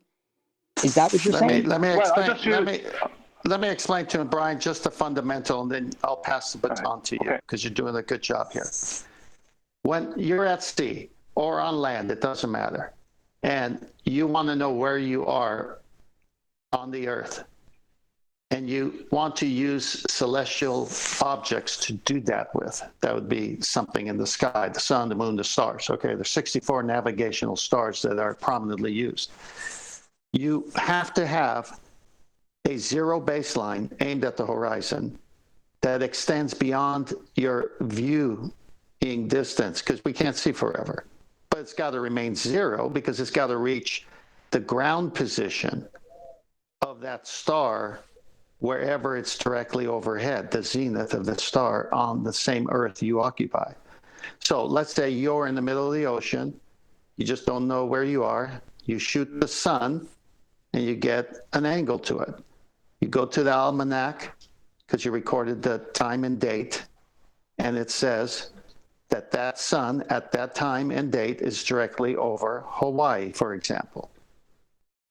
But then when you go through the calculations, you're 3,000 miles away from Hawaii, somewhere on that circle of equal altitude. Because you know how angles work, that baseline zero has to be straight all the way to Hawaii, because that's where the sun is directly overhead. That's one of your two lines. You made it all up. Sextants don't please, Arvin, please. If I see what you you're know saying. how angles work, take it over, Brian. Yeah. Postal. Hold on, hold on, Brian. Hold on, he was about to respond. He was just saying, if it's just not for an No, I explanation. do see what he's saying. I do see what he's saying, and he's right that it would need to be a straight line. I'm not too sure how to respond to that. That's a good point. Welcome to Flat Earth. Postal. Hold on, Brian. Yes, Arwin is correct. Welcome to Flat Earth. Can only be done on a flat plane. Go ahead, Brian. Snacks in the back. Okay. the horizon is your visual limit, right? You can't see past the horizon. So your horizon will change its position if you're higher or if you're lower to let's say to the ocean, or higher above the ocean. The horizon will change its position, but you'll never be able to see 3,000 miles. So you have to pre-assume that what you're looking at can be straight for 3,000 miles. Otherwise, you don't have a radius. But they are always pre-assuming that it's flat for radii and diameters that are hundreds and thousands of miles away from their position. And they don't only make one circle of equal altitude, they make at least 2 and often 3. And they find their position by where these 3 circles intersect. So if you try to switch those angles that they're using to some other aspect besides flat, they don't work. It only works using flat. Because you can't. No. You have to have you can't have radii or diameters that are curved. Now, what if they're curved, but they're curved in? I don't know how to explain it without a good diagram that I need to draw. But like, if you look at like if you look at a curve, but you look at a curve at the right angle, it could look flat. You know what I mean? Yeah. No. The problem you have. Let me just respond to that. Yeah, pretty much set in stone that 90 degrees gives you 90 degrees, and in this instance, you're assuming that the 3 circles I've got depicted on screen are all the same elevation. And anywhere on this circle that you may be, you could draw a line to the centre where the GP of the star is below it, and that's an area that's considered flat, as are all the other 3 circles that you draw below the GP of the other 2 stars. They're all considered flat. But the line you're drawing, to speak to Brian's point, is a radius of a flat circle. So when you say, well, maybe it could be bent, what, the radius of the flat circle in 2 dimensions? No, definitely not. It's got to be a straight line. That's what a radius is.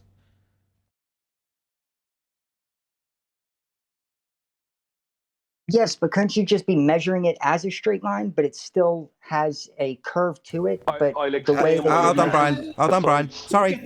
Hold on, guys. Hello. So just to reiterate your point, could it be flat, straight, not bending, but still a curved surface you're standing on? Yeah, that's called fundamentalist religious zealotry. Even though it's flat, could it still be my curved belief? Yeah, that's zealotry. No. Hello. Hello. Yeah, not a pause, not a time for you to interrupt and tell me about how you're not a zealot when you've just asked me if straight. Hello. Try and put a lid on it. I apologise. So don't need to apologise. You need to shut up while I talk. So no, straight lines can't be bent lines. That's fundamentally a bastardisation of geometry now, isn't it? No. Straight lines that are used for the radius of each one of these circles considered on an area of equal elevation are all straight and must be to be radius, and in no way can be bent like your sphere belief. Comprende? Not comprende. I'm just trying to like spitball some ideas and see what like the possibilities could be.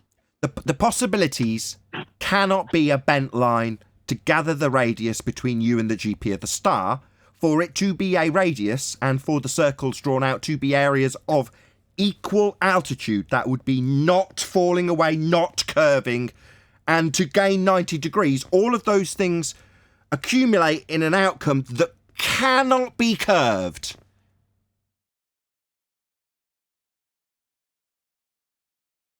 Tenth, never interrupt them when they're stuttering. It's a real waste. You're one to talk.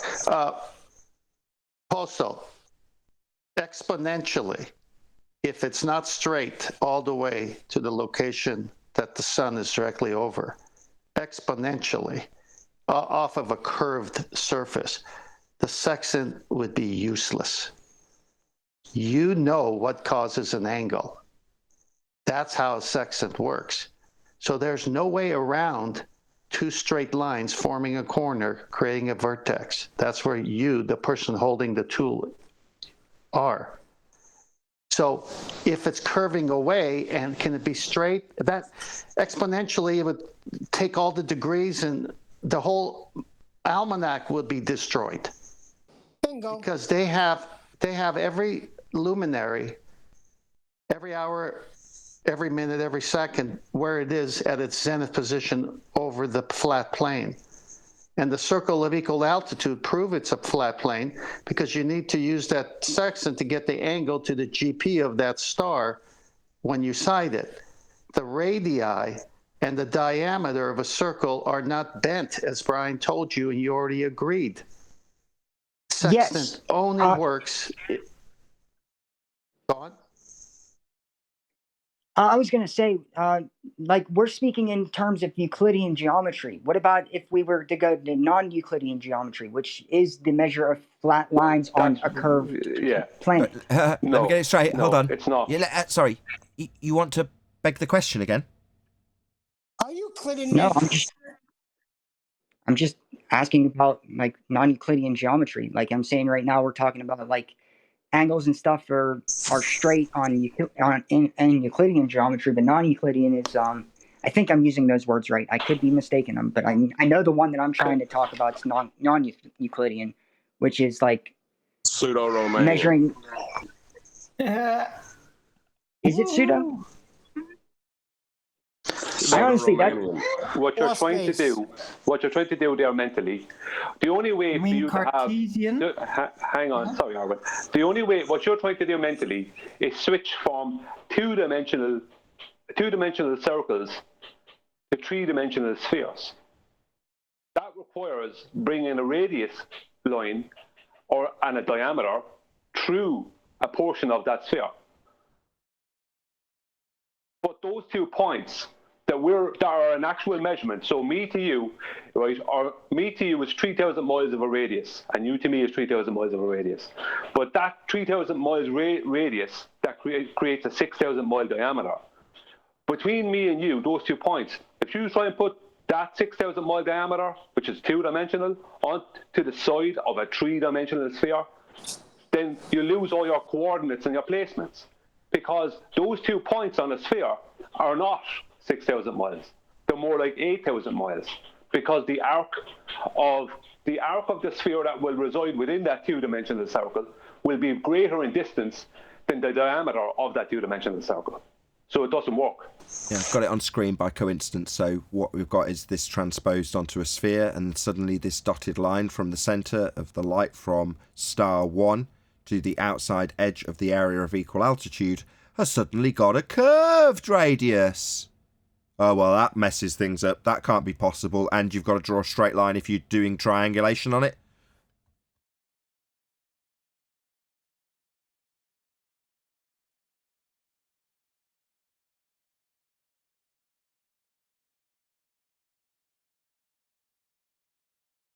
Alrighty then. So in conclusion, unless you automatically assume your outcome of a sphere Earth beneath your feet, you can't prove you're on a sphere. You have to assume you're on a sphere first. Furthermore, when you're actually working out where you are on the flat plane, you use a flat sky to triangulate your position with angles that require straight lines and require you to be on the same exact level plane as the person beneath a star 3,000 miles away. Now, when you do that triangulation, it cannot be done if the surface beneath you and them is curving away from you, because it's no longer capable of giving you a triangulation measurement or gaining an angle from it. Ergo, on a sphere, you can't do these measurements. They don't work, they fail. The radius of your circle suddenly bent and isn't a radius anymore. Your area of equal altitude isn't an area of equal altitude anymore. It's a bigger area than you've measured unless you've taken a chord value.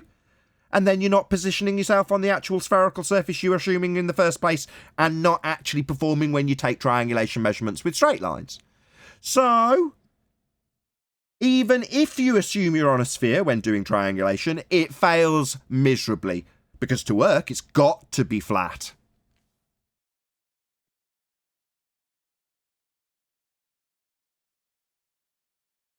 Fatality. And the sextant wouldn't work on a sphere, correct? Then they would be called sphere. No, it wouldn't measure angles. That's correct. On a sphere, the bottom line that you're measuring to the horizon, if you're of sphere belief, zealotry, then you assume that you can't get a straight line of sight to everything, ever, any time because it's all refracted always. There's no straight lines of sight to anything ever.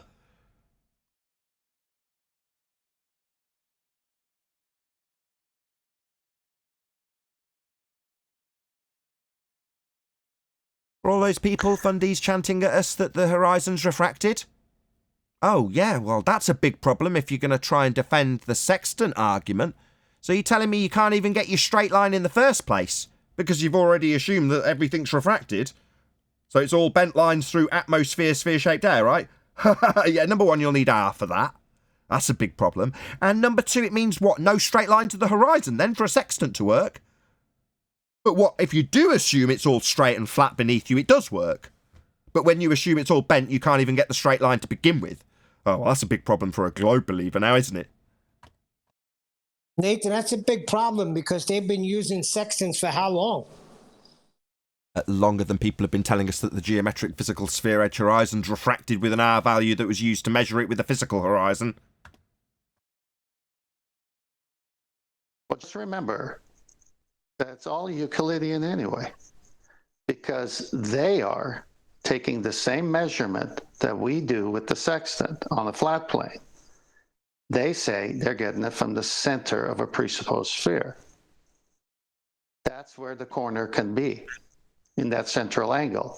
It's Euclidean for them in the almanac anyway, because all measurements are from the center of the presupposed globe. But what they've done is they've transposed what's actually happening on the surface of a flat plane with a sextant and said to the ballers, we're actually taking it from a presupposed center. It's Euclidean anyway. Sorry. Yeah, but I just you know want what to the say you know what the equator line is, right? 0. That's your baseline. 0. All the way through your sphere. 0 degrees. That's the equator line. That's the baseline on top of the ocean. But by doing that, sorry. Yeah, that zenith that comes down from the sun, that's on top of the ocean, meeting the baseline on top of the ocean. That's going through the Earth to the center. It's the same thing. They've just transposed it. Go on, Brian. Sorry, Kent. I thought you were finished twice. I apologize. I just want to state for the audience that by doing that, if you then pre-assume that your angle is coming from the center of the sphere, number one, you can't get a radius then. But number two is that changes your original angle. So the angle the person is taking on the surface to whatever star is changed. That angle is changed the minute you pre-assume it's coming from the center of the sphere. So consequently, you end up, like, it makes your original angle measurement pointless if you're going to try and pre-assume it's come from the center of the sphere. But they don't do that. They stick with their original angle.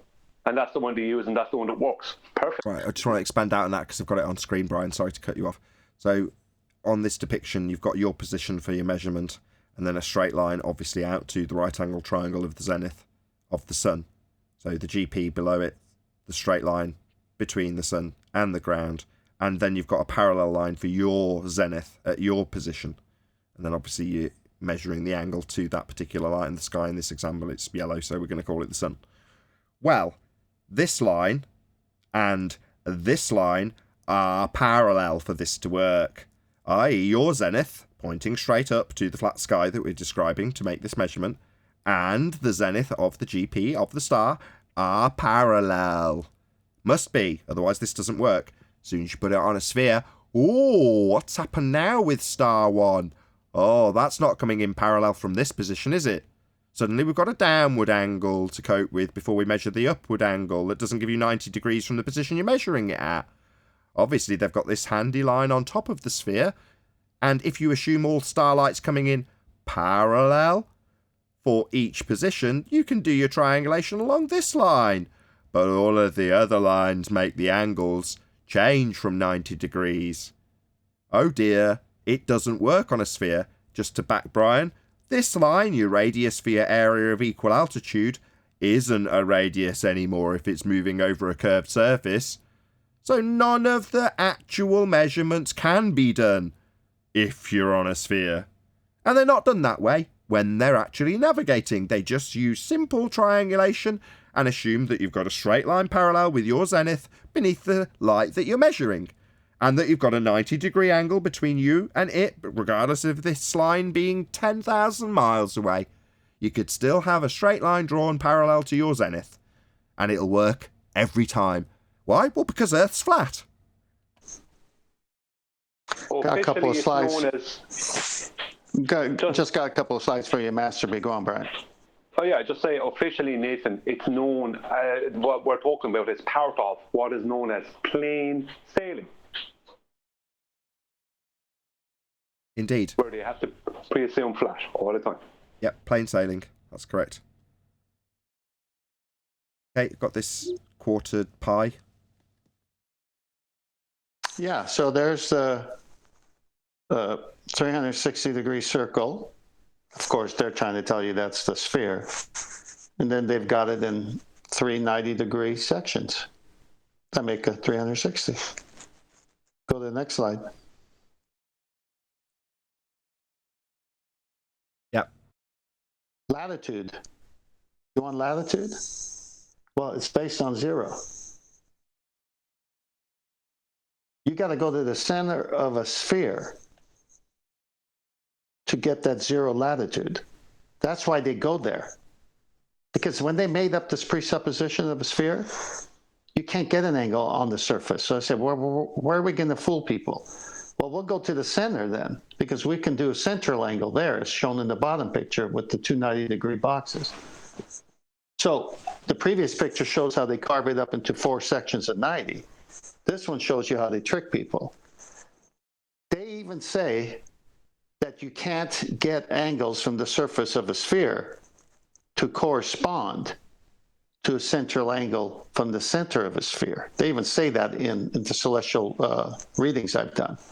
This is why they have to have sunlight come in parallel, which it doesn't, it comes divergent, so that the angle from the center, where 2 lines can meet, can be a corresponding angle on the surface where it can't be done, because sunlight doesn't come in parallel.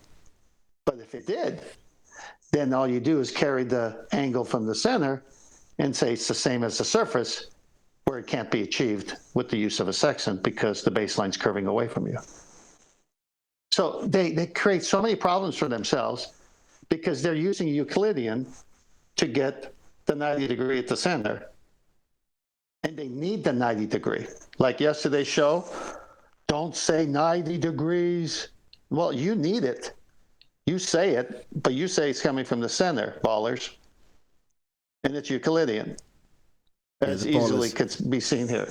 They'd prefer we didn't talk about the 90-degree angle required to do triangulation, because obviously they've got a curved surface moving away from the point of measurement, and no angle can be acquired if that's the case. So they'd prefer we didn't talk about that 90-degree angle that they can't acquire on a sphere. Yeah, but they have it in their sphere. And we have to talk about it because they have it here. In it, yeah, inside it, in the middle of it. It doesn't change the fact that when you actually take the measurement, you're not going to get your 90-degree angle to something that's considered on a plane surface when you're plane sailing. Correct, or using the sextant.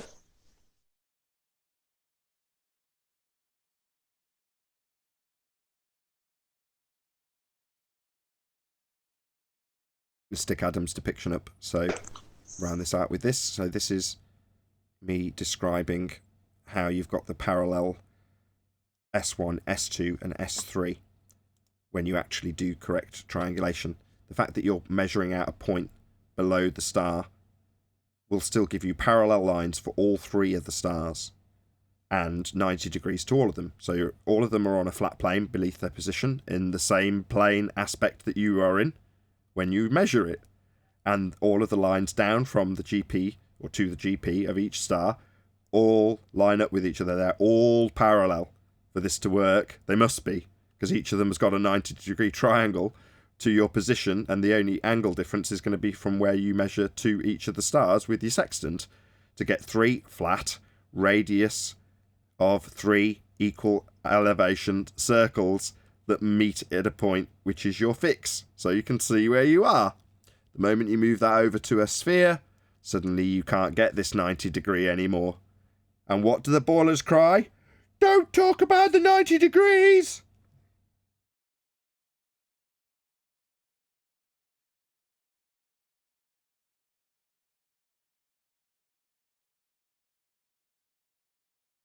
It's actually worse than that, because they stated that they have no need for 90 degrees and no need for angles. If I'm correct, Eli, am I?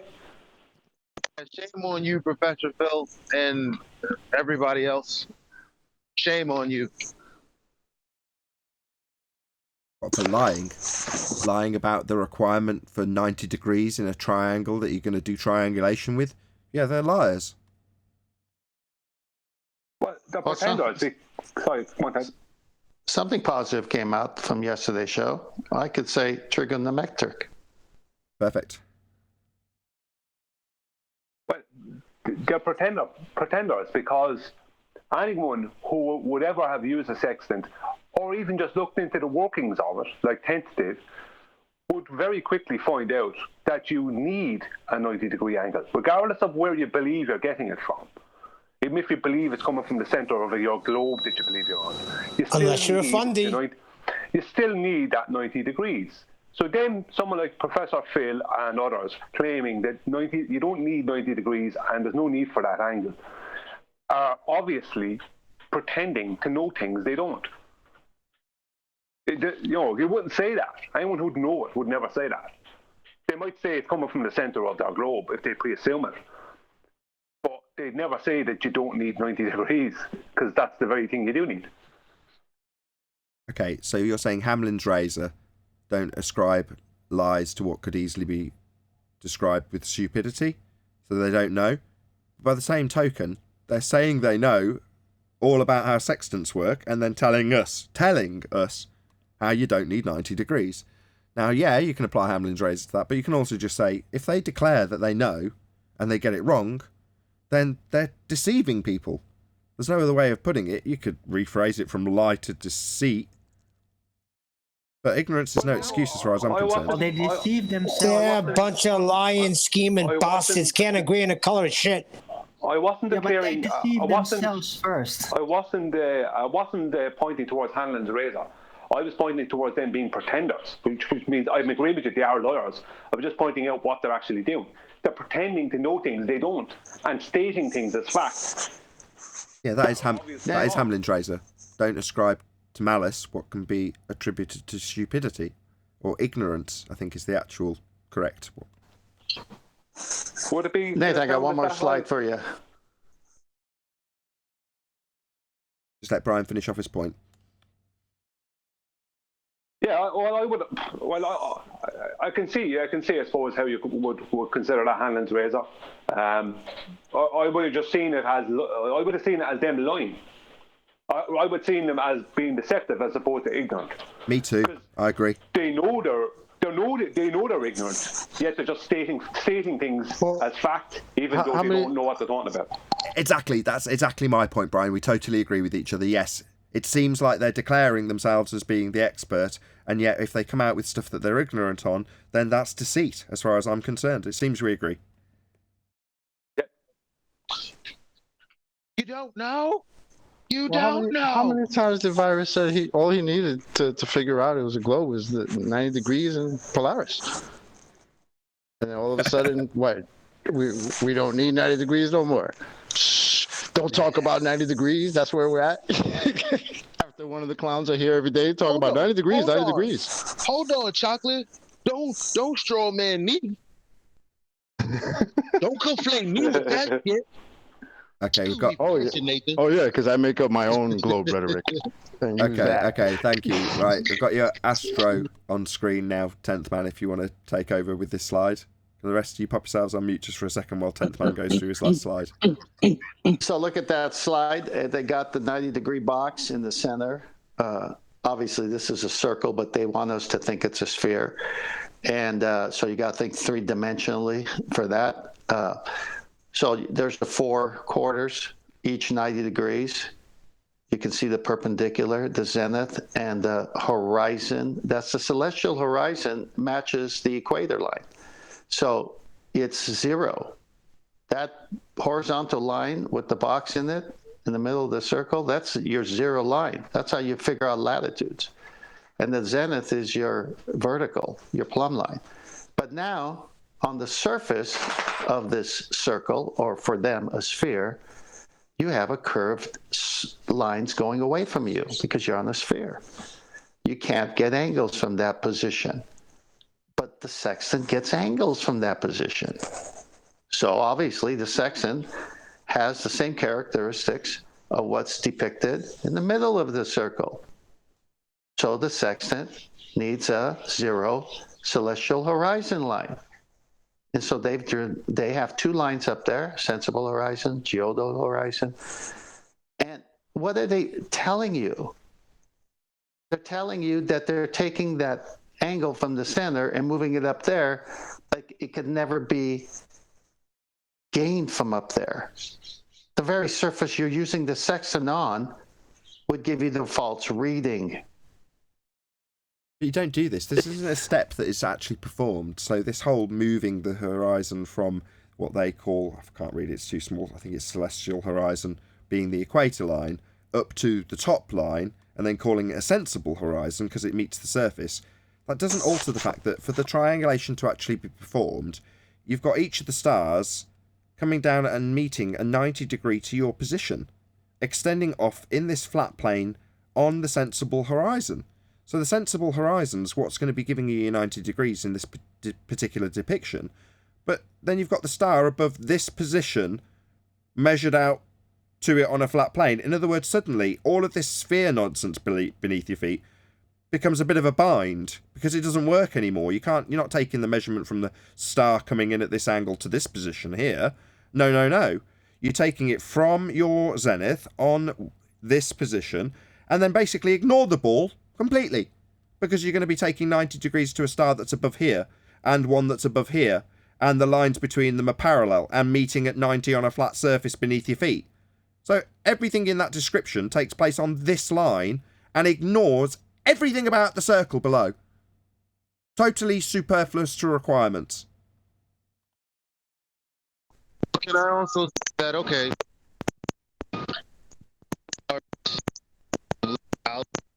You're just horrendous. You're horrendous. Please drop and come back. You're just horrendous. Hello? What was that? A load of distortion and horribleness that I can't bear to listen to. Nathan, the one more slide I sent you will tell you they're always using a plane for the horizon, no matter what they're saying with the images. Again, depictions that show a celestial sphere, but actually have the measurement being taken place on the flat disk in the middle of the circle, right? Yep. So let's just make this bigger. So you've got your measurement from your zenith position. Again, you don't need this circle around the outside. The only one that's actually being used is the one with the blue line around it, because that's going to be measuring the point to this star over here and potentially another one over here, both of which will have parallel lines meeting at 90 degrees on the flat line in the middle of the circle. So what's the outside circle for? It's not actually doing anything, right? It's there for deception. Yep.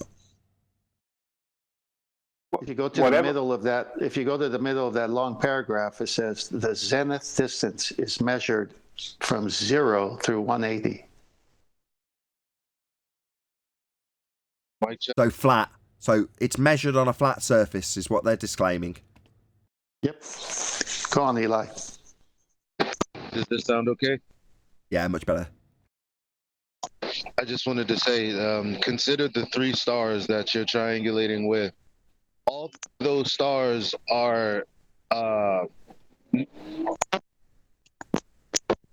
Oh, it's horrendous. It's horrendous. We can't hear you, Eli. You're just in a dead zone. Bye-bye, Eli. Eli, please pop yourself on mute. Please, you're destroying the show now.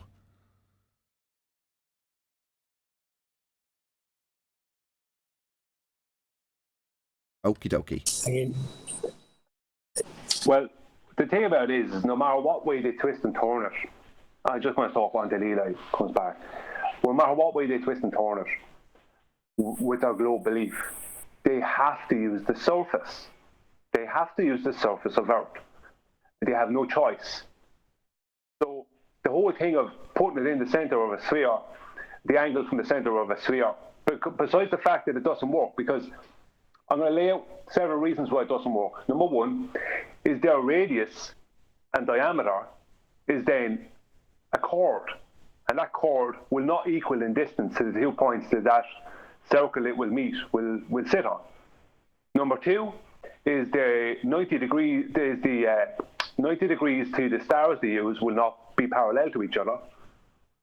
And number three is that will completely change the angles to the stars, because the 90 degrees to the stars, which is a paradox to talk about that on the surface of a sphere, but the 90 degrees to the stars will then be diverging, which will completely change the original angles. So the original angles require a flat plane, a radius and a diameter, but will never be anything but straight lines. That is the straight line radius and diameter are the measurements that are used. And the 90 degrees to the stars requires, first off, 90 degrees. So because it has to be 90 degrees, and because that is how the whole thing works, and that is the reality, then they have to be, then them 90 degrees, the zeniths of all them stars, have to be parallel to each other. They can't be diverging. So no matter what way they twist and turn it, they have to use the Earth's surface to do this. And that means they have to pre-assume it's flat. And when they do that, it works. Give props to 10th Man for calling this the year of the sextant. Yeah, that's what I was gonna say, Brian. Also, those lines between the zenith and the ground, they're all parallel, because if they're converging to the center, they're not 90 to you.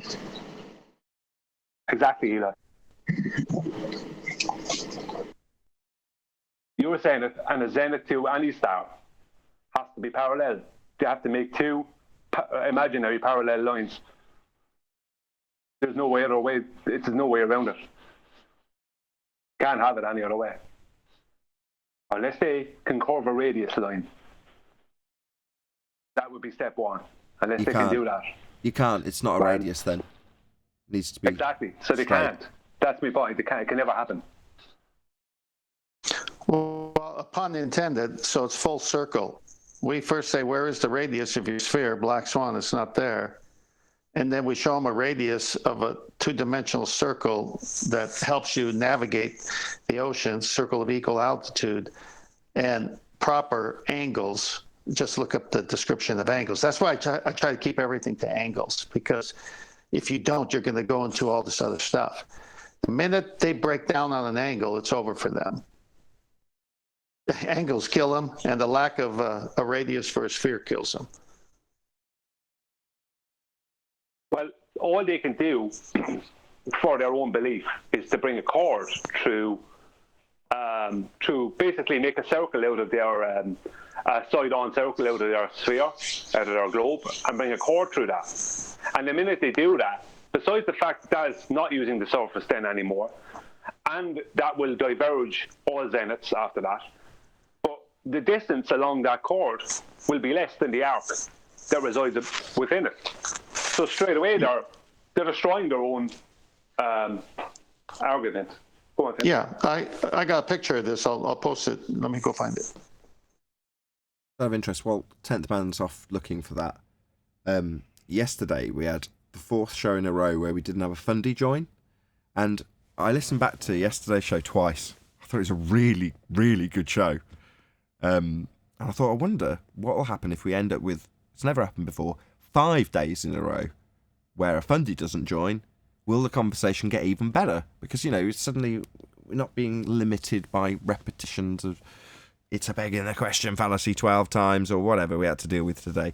You know, the conversation really did progress to a lot of people leaving comments saying, oh, it was really educational. I really understood how this, that and the other works because of the detailed explanations from Adam and 10th and so on and so forth. And I, like I say, listened back to it and I was like, yeah, this is a good show. I put it on again, while I was doing things with the kids, thinking, what can I trim out? And I couldn't. I was like, I might end up just hacking the front and back of it off and putting it out as a separate show that's maybe 10 minutes shorter than the whole live show. But yeah, was it better with a fundy? Because I honestly don't think it was, based on yesterday's show versus today's, having to shout down a fundy who's begging the question than lying about it. So which is better, in your opinions? If you're looking for just straight out entertainment, and if you're looking for straight out entertainment, there's entertainment to be had. If you're new to this, there's entertainment to be had when there's a fundy on. But Definitely. If you want to learn something, you learn a lot more without them. That answers my question. You can learn with both, because when the fundies show up here, that's when you learn what kind of tactics they use, what kind of dishonesty that they have to apply in order to try to win their arguments. Like today, we had this guy who showed up and basically said what we say every day. Like, you guys have to presuppose a ball before you can argue that it's a ball. And he basically said that. Like, you gotta let me beg the question a little bit. Like, what? Because it's coming to a conclusion. There's a big difference between begging the question and coming to a conclusion logically. Yeah, but the fallacious reasoning is fallacious in logic. But there was no fallacious reasoning. That's what I keep trying to say. It's not really begging the question to come to a conclusion. Like the words that I did miss, that I did say that shouldn't have been said was hemisphere and top and bottom. I shouldn't have said that, but top and bottom I should have said, because that was my conclusion. Hemisphere was that was a mistake on my part, and I'll give you that. But it's not very honest to say that I was lying and you know what I mean. Maybe you don't, because you don't want to believe you don't want to believe that, but what, believe that when you told me repeatedly that you weren't begging the question, that the fact that you just conceded you were, and then when I summarize it like I'm doing now, you talk straight through the top of me.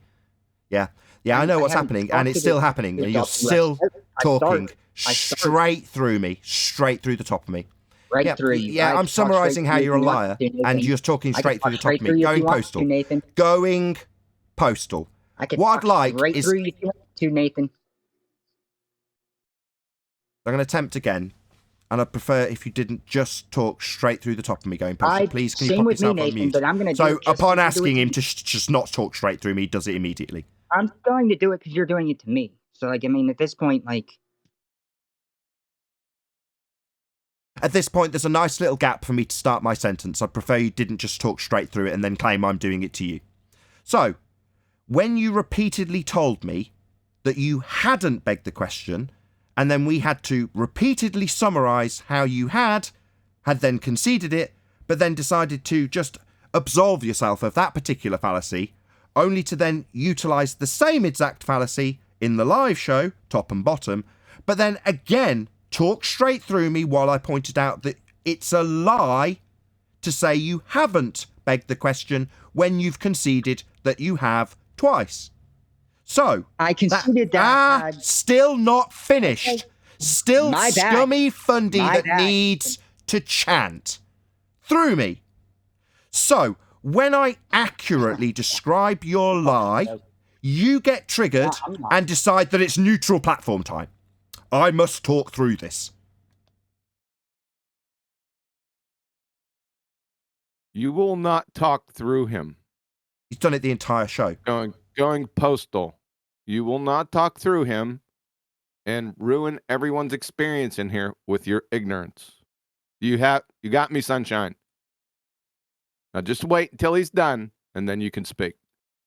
So when I accurately summarise the lies you have to tell after using fallacious reasoning, not a logical conclusion you've made, but a fallacious reasoning pointed out by me that you have to lie about, that isn't okay, isn't acceptable. It's just what Chocolate summarised before you piped up, that you have to beg the question. Not a logical conclusion, it's a logical fallacy that you lie about. Okay, I disagree with that. I think that's coming to a conclusion because, like, I'm not using that as my whole basis for my reasoning. My reasoning is logically sound up until the point we get to where I need to come to a conclusion, which is that we have to be on a ball. That's not really begging the question or assuming anything. That's just me coming to the conclusion, and I detail the steps. And you wanted to say, because I said hemisphere 10 minutes before the show started, that I'm begging the question. My bad for using the wrong words. I changed it to Australia and North America to correct that. But then you just never dropped it. Okay. I also, with a lot of interruption, hopefully it won't occur again while we're nice and calm, pointed out that if you say Australia and the Arctic Circle, for the sake of argument, that doesn't prove anything. And last time I pointed that out, you asked me what shape I would assume. I pointed out that that was you attempting to reverse the burden of proof, and up until that point we have no logical inference whatsoever. But even without any logical inference, and even a possible question about what I think the shape is, you decided arbitrarily to say it's taking place on a sphere. Now, because there's no logical inference, that is merely your assumption, aka begging the question fallacy, coming at the end of your statement rather than the beginning. It doesn't alter that there's been no logical inference whatsoever, and giving the begging the question at the end doesn't change that it's a begging the question fallacy. Okie dokie? No, not okie dokie, because you're completely taking what I'm saying and distorting it and saying that I'm just moving the fallacy to the end where after I'd already given my reasons for why I think that. Nobody's told me why the stars if you're in Australia looking straight up in the sky, if you put your phone on the ground, it doesn't matter which way you turn your phone. You could turn it the other way around. The stars are still going to rotate the opposite way as if you put that same phone in the northern, in the Arctic Circle, we'll say. Like, that's a good example. Sorry. And you just placed it on the ground. Hello? And you said in the northern... Okay. Yeah, so and then I thought myself, hello? right. Hello? Hello? Hello? You just need to shut up now. Why? So, you changed You're northern... going to go and say that I... Yeah, you won't, though. Yeah, you won't. Not tolerable. Yeah, not tolerable. I'll try again. And it's not tolerable for you to say I'm lying about something when I haven't said anything. You just won't shut up. You're talking straight through me again. You weren't saying anything. Yeah, I was in the middle of pointing out that before you didn't say hemisphere, you said northern, paused, and then described being in two different geographical locations. At that point, and you are going to talk straight through me. QE, can you give him a little lecture again? This fucking asshole can't stop talking straight through me. Yeah, I know. Finish what you're saying. I got to take control of this. We've got to literally stick you on server mute for me to actually be able to get a full sentence out going postal. That's what's got to happen. What a complete prick. Up until the point that you declared two geographical locations, there is absolutely no inference in terms of the shape beneath your feet at that point. Do you comprehend this?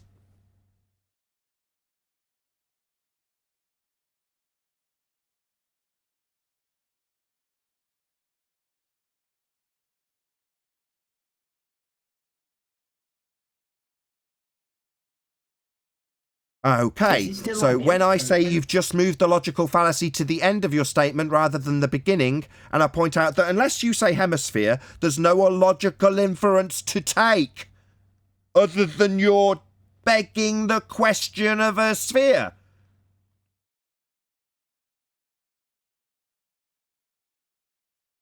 I thought it's just remarkable about rotating in a different direction. What do you mean?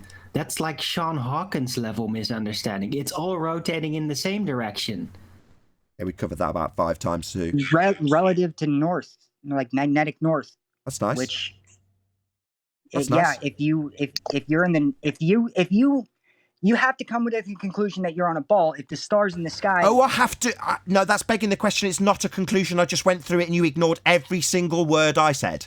So not a conclusion, a begging the question fallacy that you move to the end of your statement. Long pause, no response, no rebuttal, no acknowledgement, and then just a declaration that it's a conclusion again. So you've ignored every single word I have said, Fundy. I have ignored every single word you said because... Yes, so you're a zealot. Right? That's what zealotry is. You asked me to define it? Literally not saying anything. You're begging the question only, nothing else, man. Saying I'm lying. You're begging the question all the time. And you're saying that they are not doing that. I'm not. Is it around to, I'm not begging the question. Yeah, it's time to... interrupt. It's time for that lie. Go on, lie again. I'm not begging the question. Yes, you are. To state that the Earth is a sphere at the end of the statement when there's no logical inference that would lead you to that conclusion whatsoever is a begging the question fallacy. You just don't like it and want to talk through it every time I point it out. We're back to you chanting through me, aren't we, Fundy? This is why I shout at you, bastards. Yes, we're back to me pointing out his fucking lie, and he's back to chanting straight through me. So, lying piece of shit Fundy fucktard, yes, to put the statement at the end doesn't change that it's a begging the question fallacy. Here's that long stony silence again. Yeah, I was silenced, you fucking... Oh, I Yeah, get pissed with me, Fundy fucktard zealot. I know, you were... This... I'm not... I don't know even why I'm... You stuttering zealot bitch! You don't listen to a word I say, there's long silences, you ignore it and plough on with your declaration that it's a logical inference you've drawn. No, it's a logical fallacy you keep lying about after ignoring me and admitting it. It's not a logical fallacy. Yeah, it's begging the question, assuming your outcome. If you've got no logical inference to say that when I turn a camera phone around, when in a particular geographical location, and then move to a different geographical position, suddenly I can infer a sphere from that. No, you can't. You need curvature for that. Okay, let's try a different tact. Let's try a different tact. No? I'll wait. I'll try a different tact. If you move a geographical position, I'm not going to tell you where whatsoever. I'm just going to move from one geographical position to another and then turn my camera phone around. And what do you know? The stars seem to be moving in a different direction now. Yeah, okay. No, they won't. I haven't finished. No, they won't. Just chant through the example. Just chant straight through it, scum. Just chant straight through it. Yeah? Yeah? Neutral platform needed, right? Neutral platform needed. Yeah. I'll try again. Try not to chant straight through the middle of me yet again. That would make it change, but that doesn't work that way. Sorry, I haven't made my example. You're just going to give me the example answer before it's made? Chanting Fundy zealot. Bitch, shut up. I'm a zealot. It means shut up. It means sit down, shut up. Yeah, bitch, shut up. Good dog. Now, bitch, if I move geographical position and turn my camera phone around, how do I infer anything whatsoever from the shape of the ground beneath my feet from that? Explain. I can explain this time? Because you're not, like, you're... How is the sky rotating around one star? Why are you asking me something, bitch? I moved my phone from one position to another. How do I infer the shape beneath my feet? Go!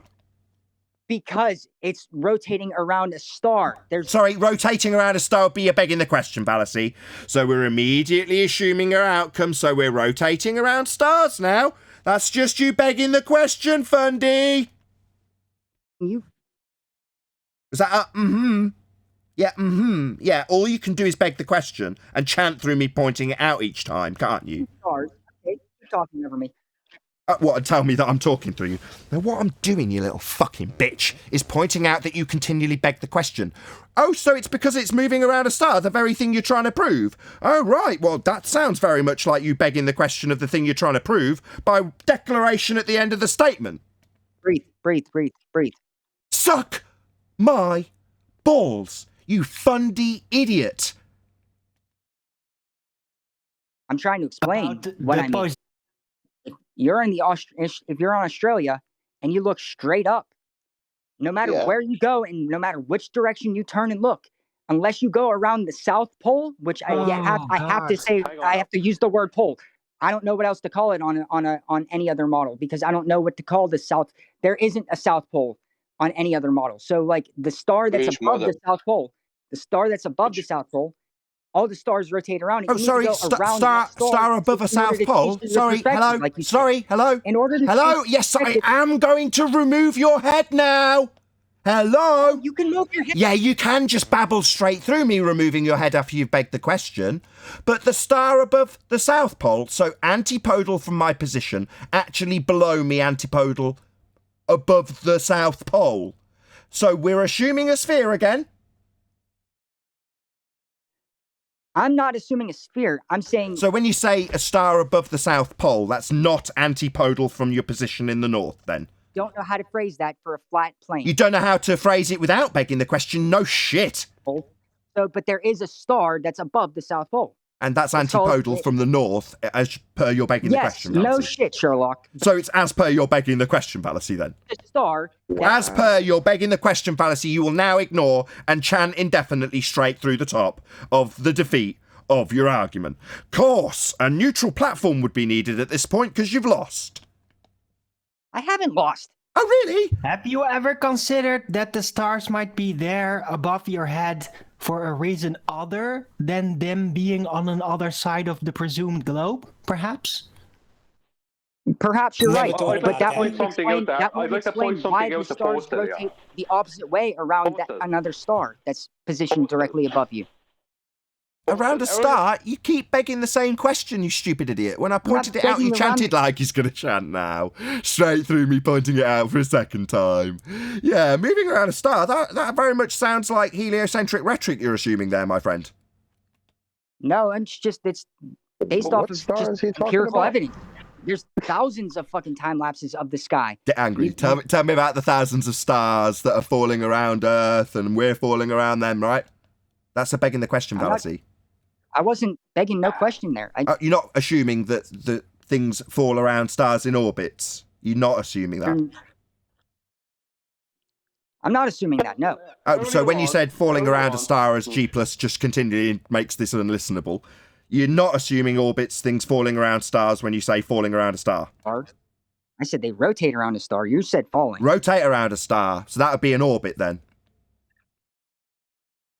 In a way, yeah. So that would be a begging the question orbit then. So orbit's the thing you're trying to prove, Earth falling around stars and stuff. That's assuming the very thing you're trying to prove. So you're saying because it's orbiting, because it's moving around a star, that's the thing you're trying to prove. That's another begging the question fallacy. Oh, is it straight back to you chanting through? Straight back to him chanting through my defeat. Yeah. I've been defeated, so I better chant straight through the defeat being pointed out concisely. I think it better be best served with me talking over the top of that defeat of an orbital assumption, begging the question fallacy you've used. Orbital. Stutter for me, bitch. Maybe tell me to take a breath. You're begging the question with orbits, bitch. Similar to what it is. Yeah, you're begging the question with orbits. Just by lying to yourself and saying... Lying? No, I'm not lying. Begging the question with orbits. Maybe if I say it 70 times. Hey, cats, is this why you need your neutral platform? So when I say orbits is a begging the question fallacy, maybe some moderator on your side will tell me to shut up. There's that stony silence again. You're wrong, and that's. Oh, I'm wrong? So begging the question orbits, I'm wrong? But you Just a hand wave dismissal, I'm wrong. No. Orbits is an assumption of rocks moving around stars. That's what orbits is. And it's the very essence of your sphere-shaped Earth and an assumption thereof. It's definitely begging the question. Whatever, just the defeat that you need to chant through. I know it'd be a lot easier to chant straight through my rebuttal on a neutral platform that allowed that. And then nobody from the audience would hear me saying that orbits is a begging the question fallacy, because they'd just hear you chanting straight through, wouldn't they? And that would be perfectly reasonable for you on the majority side with everyone behind you to chant straight through your opponent in the minority side's rebuttal that absolutely annihilates your third in a row begging the question fallacy by way of using this word orbits.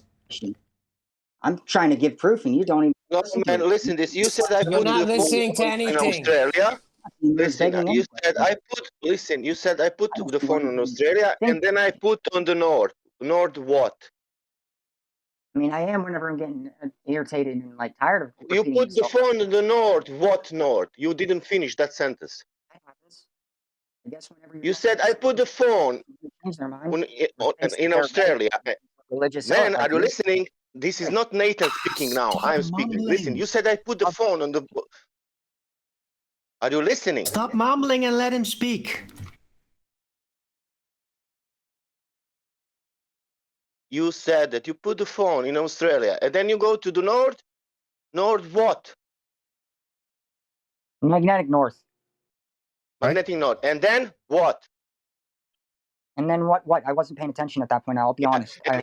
My question is: when you put the phone on the Australia, and the same on the north, magnetic north, where is the curvature there? Where is the what? What's the temperature there? Where is the drop of the sphere? What are you saying about the stars? Oh. If you're in Australia and you put your phone on the ground, it doesn't matter which way you turn your phone. But when you put the phone on Sasha, you've got to let him respond. Sasha, he's heard you. Now he's responding. I'm trying to get to where the curvature is. I mean, the sky is rotating around one star, like it's not orbiting, but that's what Nathan wanted to use. So if he wants to use that for a straw man, we could use that for a straw man. But they all seem to rotate around one star. Which would be, if we were on a ball, that would be what the bottom of the Earth would be looking towards. Bottom of the Earth? The bottom of the Earth. Hello? Sorry. Hello? Hello? Hello? Hello. Bottom of the Earth? Done with, Hello? Hello?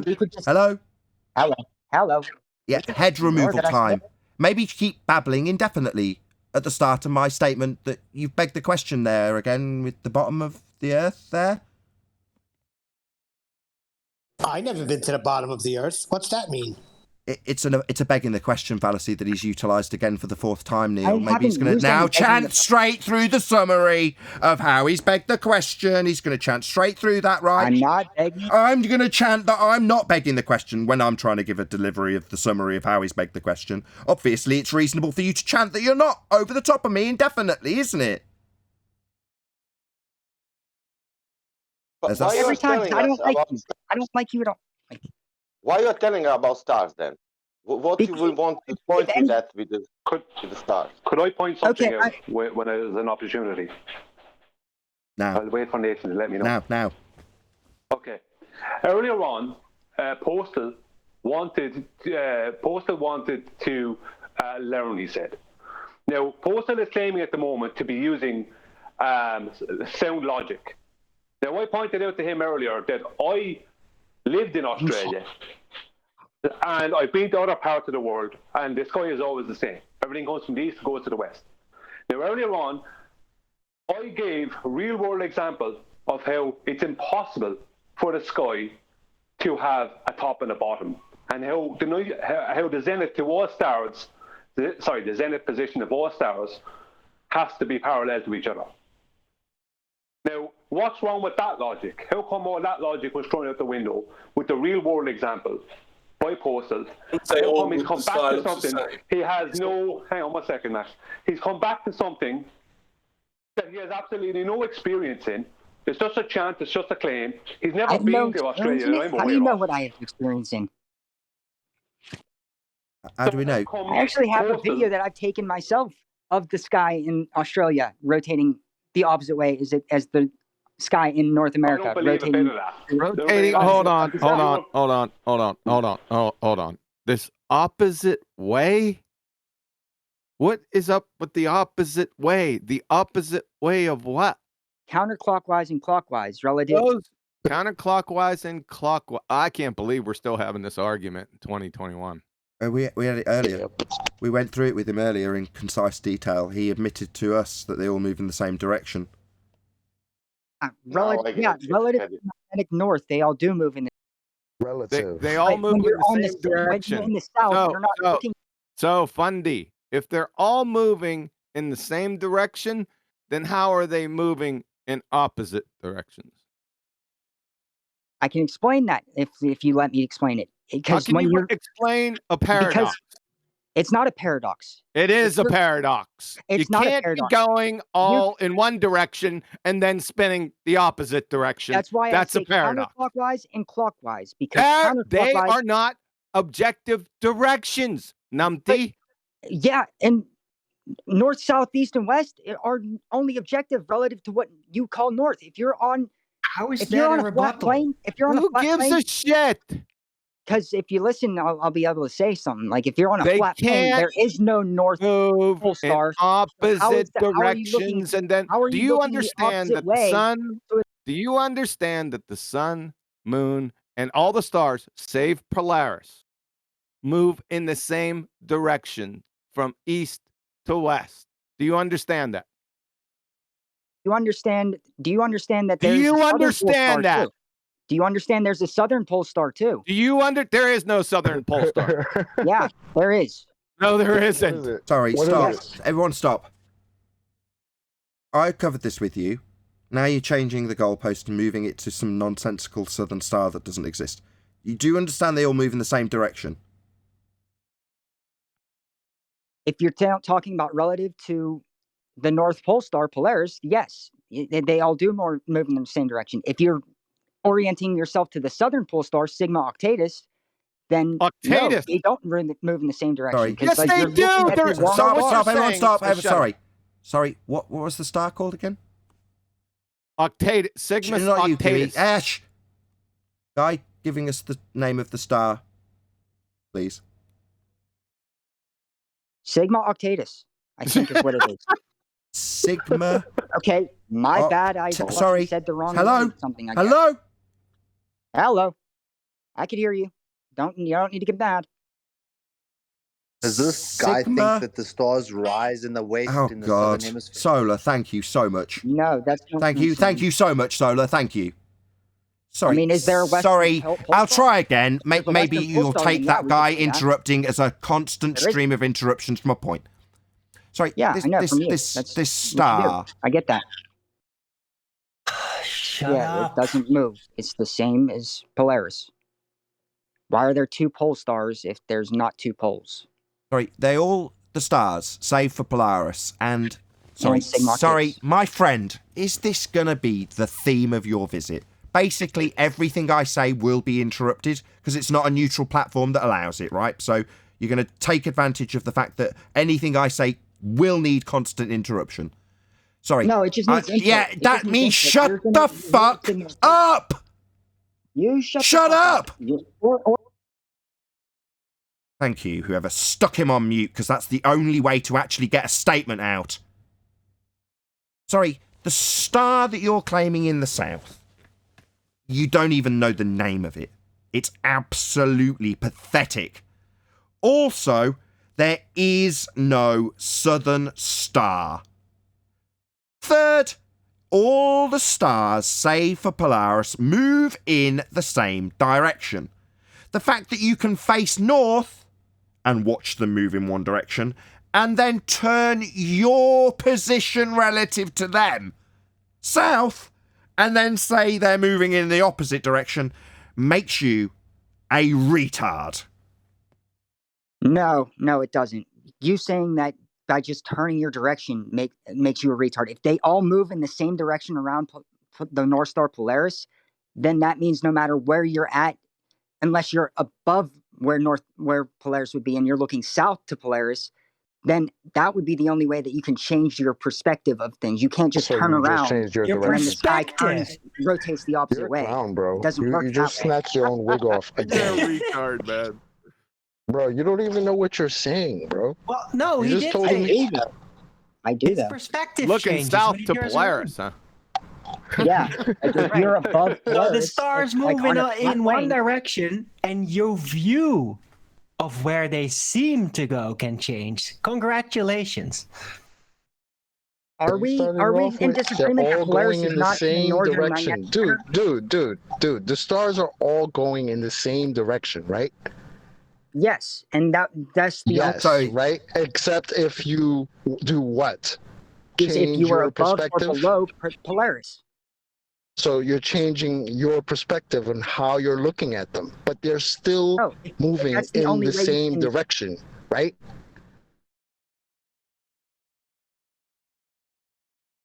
Hello. Australia. In Australia, the stars seem to rotate the opposite way. You keep going back to that word "seem to." Does that mean they're not actually doing that? So they're moving from west to east. It depends. So what you're saying in Australia, the stars are moving from west to east. If you want to use southern or the south as your north, then yes. Sorry, if I want to use the south as my north. Sorry, I want to put that on a fucking postcard. So if I want to take south as north, then the stars move in opposite directions. Wow. You complete, stupid, batshit insane, globe-believing knobhead. If I want to take south as north, they move in opposite directions. Shockingly, you stupid shithead, I don't take south as north. No, but... No! So what the holy fuck are you babbling about? What are you babbling about? Yeah, you're talking about taking south as north. You batshit insane, globe-believing retard. Bro, you're drowning here, man. It's not This only is him terrible. that is listening to you. Everybody's listening what you say now. Okay, and then... Okay, if I take the West from I the love East, Nathan on a Friday if I afternoon. change if West is not East, then everything is the same, you know? No, if you're looking straight up, can we agree that... Oh, shut up, you stupid moron. You've just demonstrated to be the most stupid person here, and you think you can hog the mic and babble on indefinitely? You are fundamentally retarded. Yeah? Held back. That's what retarded means. Held back. Mentally held back. 4 seconds Yes, I know to you are, basically... but that's not what I'm... Do you think this high school playground rebuttal's going to help you? Oh, well, I know what you are.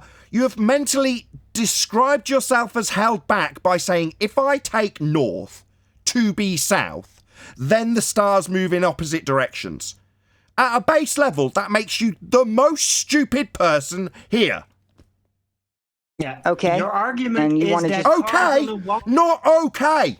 Are you listening, globe-believing retards that feel that you need neutral platforms? You will demonstrate yourself to be the most stupid person here, with non-stop streams of interruptions, and when it's pointed out how stupid you are, your response is, okay? No, definitely not okay. You're being mentally, like, you're being intellectually dishonest. What, by pointing out begging the question fallacies, pointing out how you do it over and over again, then lie about it? You tell me that you haven't begged it because it was pointed out and you relinquished it, but yet somehow that makes me fundamentally or intellectually dishonest?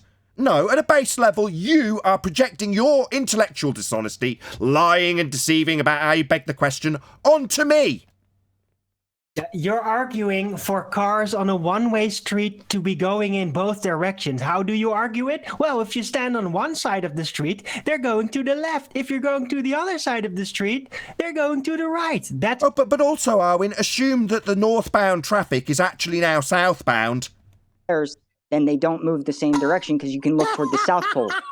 Right, if I take the road that Arwin's given in his example, the northbound lane that's one way, and I cross the road to the other side, but then, like your fucktard example, decide that it's now southbound, then they're moving in different directions, aren't they? Like, because that's your example, you stupid idiot. I guess I'm stupid then. Because... Yes, saying that the southbound traffic is now northbound, or northbound traffic is now southbound, if you take it that way, then they can be considered to be moving in opposite directions, making you stupid. I want him to drive I'd on like that. to point out a lie that he has said, Nathan.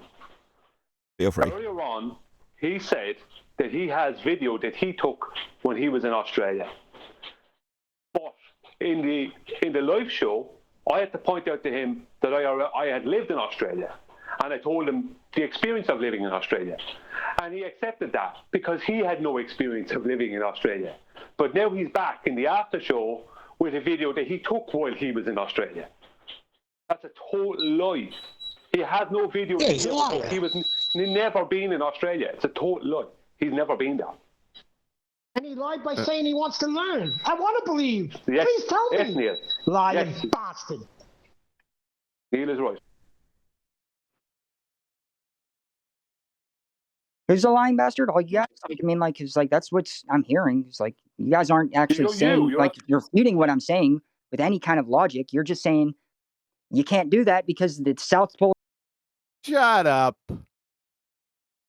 God, you're a moron.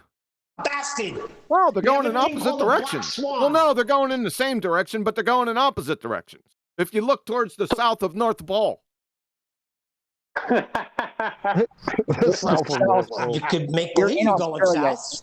Up, you're looking up toward the southern sky. You're not looking. You can't look up to the northern sky. They're all going from east to west. Relative to what north is. East to west. Sorry, let's just point out again, he just begged the question again. You can't look up at the northern sky when looking down at the southern sky. So again, we've got antipodal observations being assumed. Look straight up and So just completely ignore me and repeat the claim. That's what I would do if I was a fundy that needed a neutral platform because he gets annihilated here. That's right, just repeat the claim. Ignore what I've said. So that would be you assuming an antipodal observation again, wouldn't it? There's that stony silence. Yeah, because I keep getting muted. Like, so, okay. I'm waiting for it to happen again. Okay, I'll calmly say it without you chanting through it so you don't have to listen to it. You've just assumed an antipodal observation.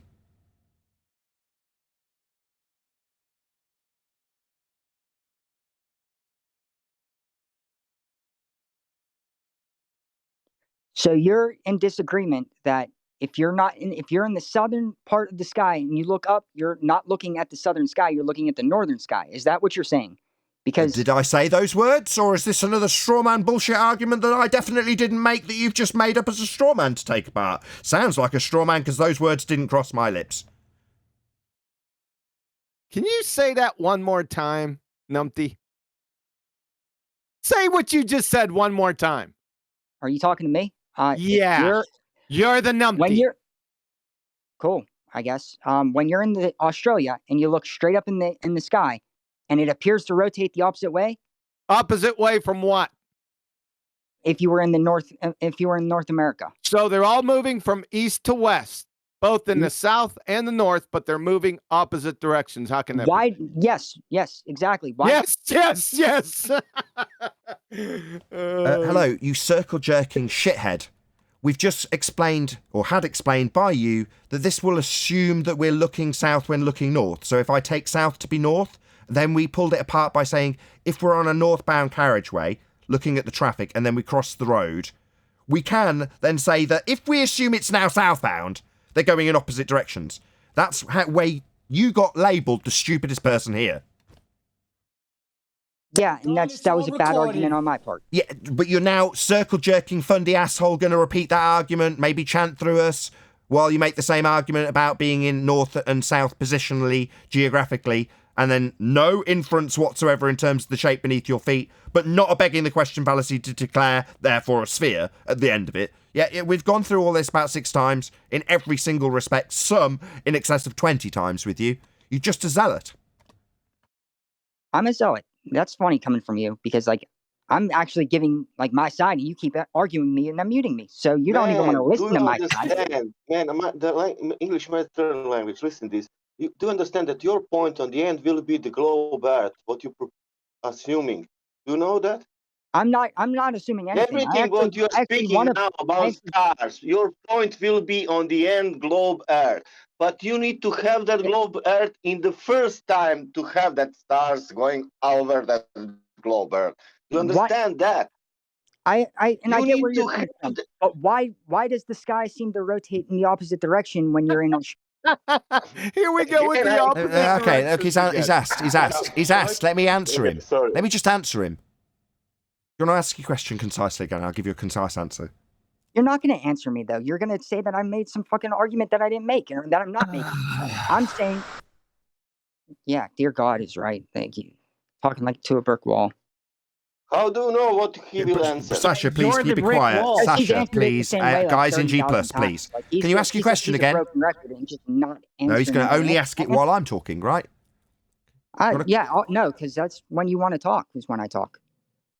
I know.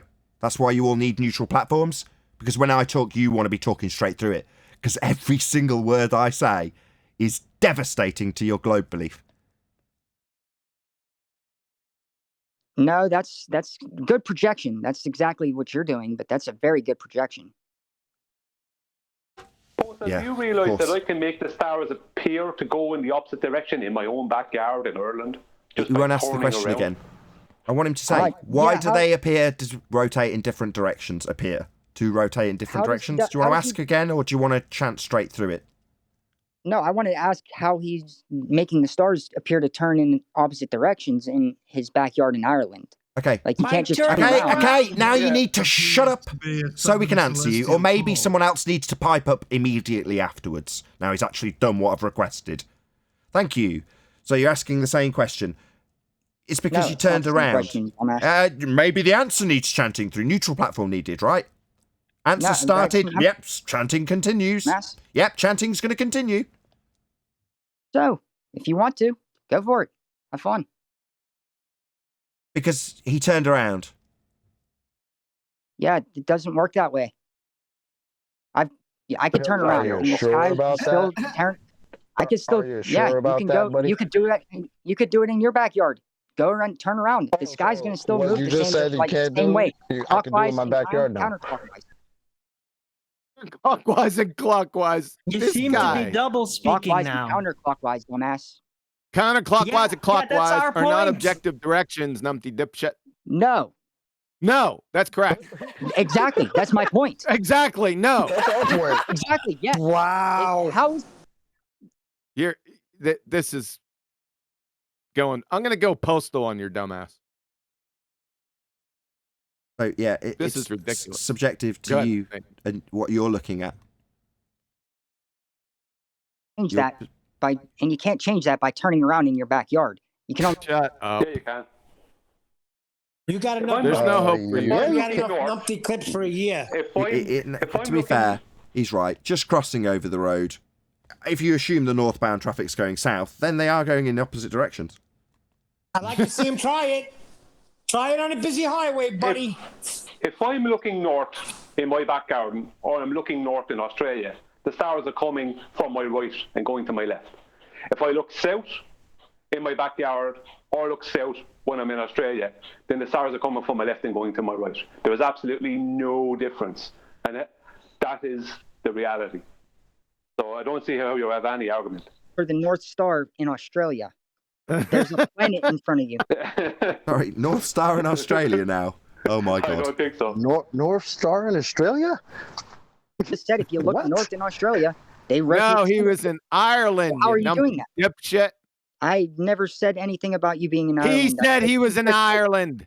Yes, he just said it. You're in Australia and you look toward. Oh God, you can't. You need to be institutionalized, son. Sorry. I'm with you, Kiwi. No, because he needs to be upside down. Let's get back to curvature. Can you demonstrate curvature? Hang on, Neil. Hang on. No, he can't deal with it logically unless he's antipodal. He can't do it. He can't accept that there's just no difference in Australia that's from Ireland or America or anywhere else. Because it's not. I've been to Australia. I haven't been to Ireland. Oh, who cares? You need to be to Shady Meadows. So let's move on. I think we've gone as far as we can go here.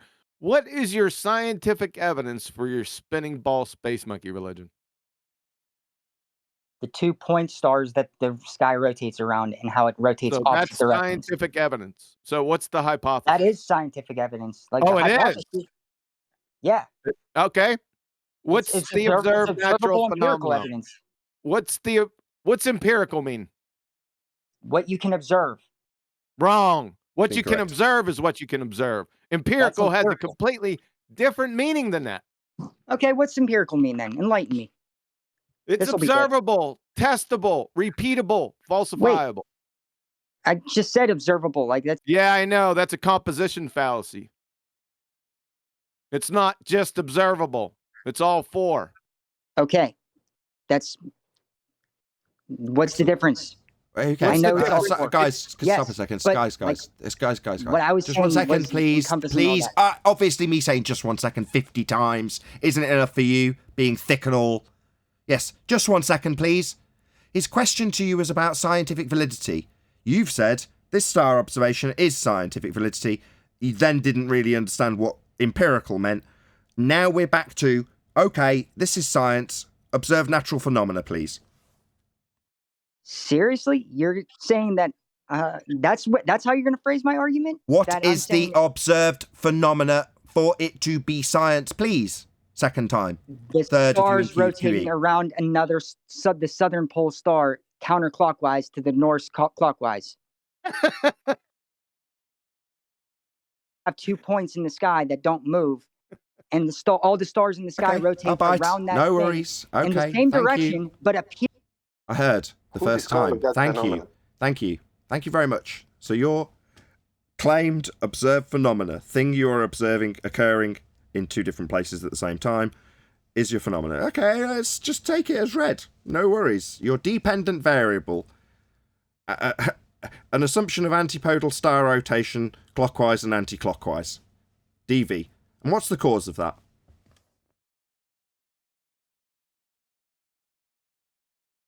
Are you talking to me? Yes, we're formulating hypotheses. It's a independent variable, presumed cause of the effect. This is science. 2 pole stars. What's the cause of the effect you described? 2 different pole stars. I'm not trying. Sorry, independent. So okay, hold on. Observe Okay, 2 thank pole stars. you, thank you. So your independent variable, presumed cause of the effect, is 2 pole stars. So if 2 pole stars, then antipodal rotation in north and south hemisphere. Am I correct in my formulation of your presumed cause of an effect you've observed in nature? What's the null? Oh, no, you want to make the straw man, so you tell me. No, we're doing science. You said it was science. Yeah, This yeah. is science. It's not a straw man. Okay, Why'd you keep throwing up this thank straw you. man? Why'd you keep throwing Because this you want to. Because I know you're building up your straw man, so let's. straw man? I This want to is see where you're science. going with it. Sorry. Again, like when you said hemisphere, you said science. This is not a straw man. This is normally the point he'll start interrupting me. It's your claim that we are going through in detail. Now, if it's science, then it's the elucidation of cause based on systematic experimentation, based on a hypothesis, based on a natural phenomena occurring. That's science. So far, we've got your, of course, an interruption needs, right? Need a neutral platform while I explain to you what your claim of science is? Yeah, you do. You need a neutral platform so that this isn't heard. Totally. Yeah, I know that I need a neutral platform so that this is heard, because this isn't neutral. Shut the fuck up. Sorry, you're going to interrupt my detailed summary of what you have described as your cause and effect relationship. That would be a hypothesis construction. And just interrupt me to say that I'm building a straw man. Keep doing it. You don't need your permission. I need you to shut up. Oh, no. Yeah, go ahead. Tell me my argument. I'd love to hear I'm what summarizing you're, it. how you're going to misrepresent. Hello, I am. That's what I'm doing. Someone else is now piping up, of course. Yeah, I'm summarizing what you've told us. Antipodal star rotation, that would be anti-clockwise and clockwise, in various hemispheres, based on the cause, 2 stars. That's what you've given us. Now I want to know what the null hypothesis is. That's what you form when you do a scientific prediction, otherwise known as hypothesis. So do you know what a null is? Is that why the obfuscation? Do you know what a null is? There's that stony silence. Are you talking to me? You talking to me? You're the person we're fucking talking with. Are you really this stupid? Like, I don't. Do you I get muted anytime I what start talking. a null is in a scientific prediction? Yes or no? Yes. What's a null? You tell me, because you're the one. I'm asking you, shit for brains, globe believer. So, you know what a null is. I definitely know. I detail it here frequently. But you've used this term of science, so now you tell me what a null is, and then formulate your IV of 2 stars and DV of anti-clockwise clockwise observations into a null. Off you go, sunshine.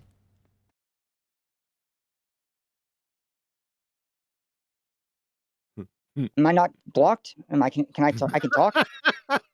Holy shit. You can try to answer the question. I know, now I can, because now I stopped What's even a listening to what null? you're saying. What's a null? You gave us the dependent variable, and then you gave us the independent variable. I didn't give you any. Don't fucking talk through me. I'll start again. You gave us the dependent variable, antipodal, anti-clockwise star rotation, and clockwise star rotation, dependent variable. The cause of your little effect there is 2 stars, pole stars. So 2 pole stars cause antipodal star rotation. That's your hypothesis. What's the null? I mean, if you're forming my hypothesis for me, why don't you tell me? I had formed it for, well, I did form it for you because you don't know what a hypothesis is. So we did that for you. No, because of hypothesis. It's Be Kind to Dumb Animal Week. Since you gave us the dependent variable and the independent variable, it's real easy to formulate the hypothesis because it's a cause and effect relationship. Now he asked you the question, what is a null? Go ahead, tell me. I mean, you're the one making... Stop. You told me you knew. The one who... You told us you knew. Are you a lying fuckstain again?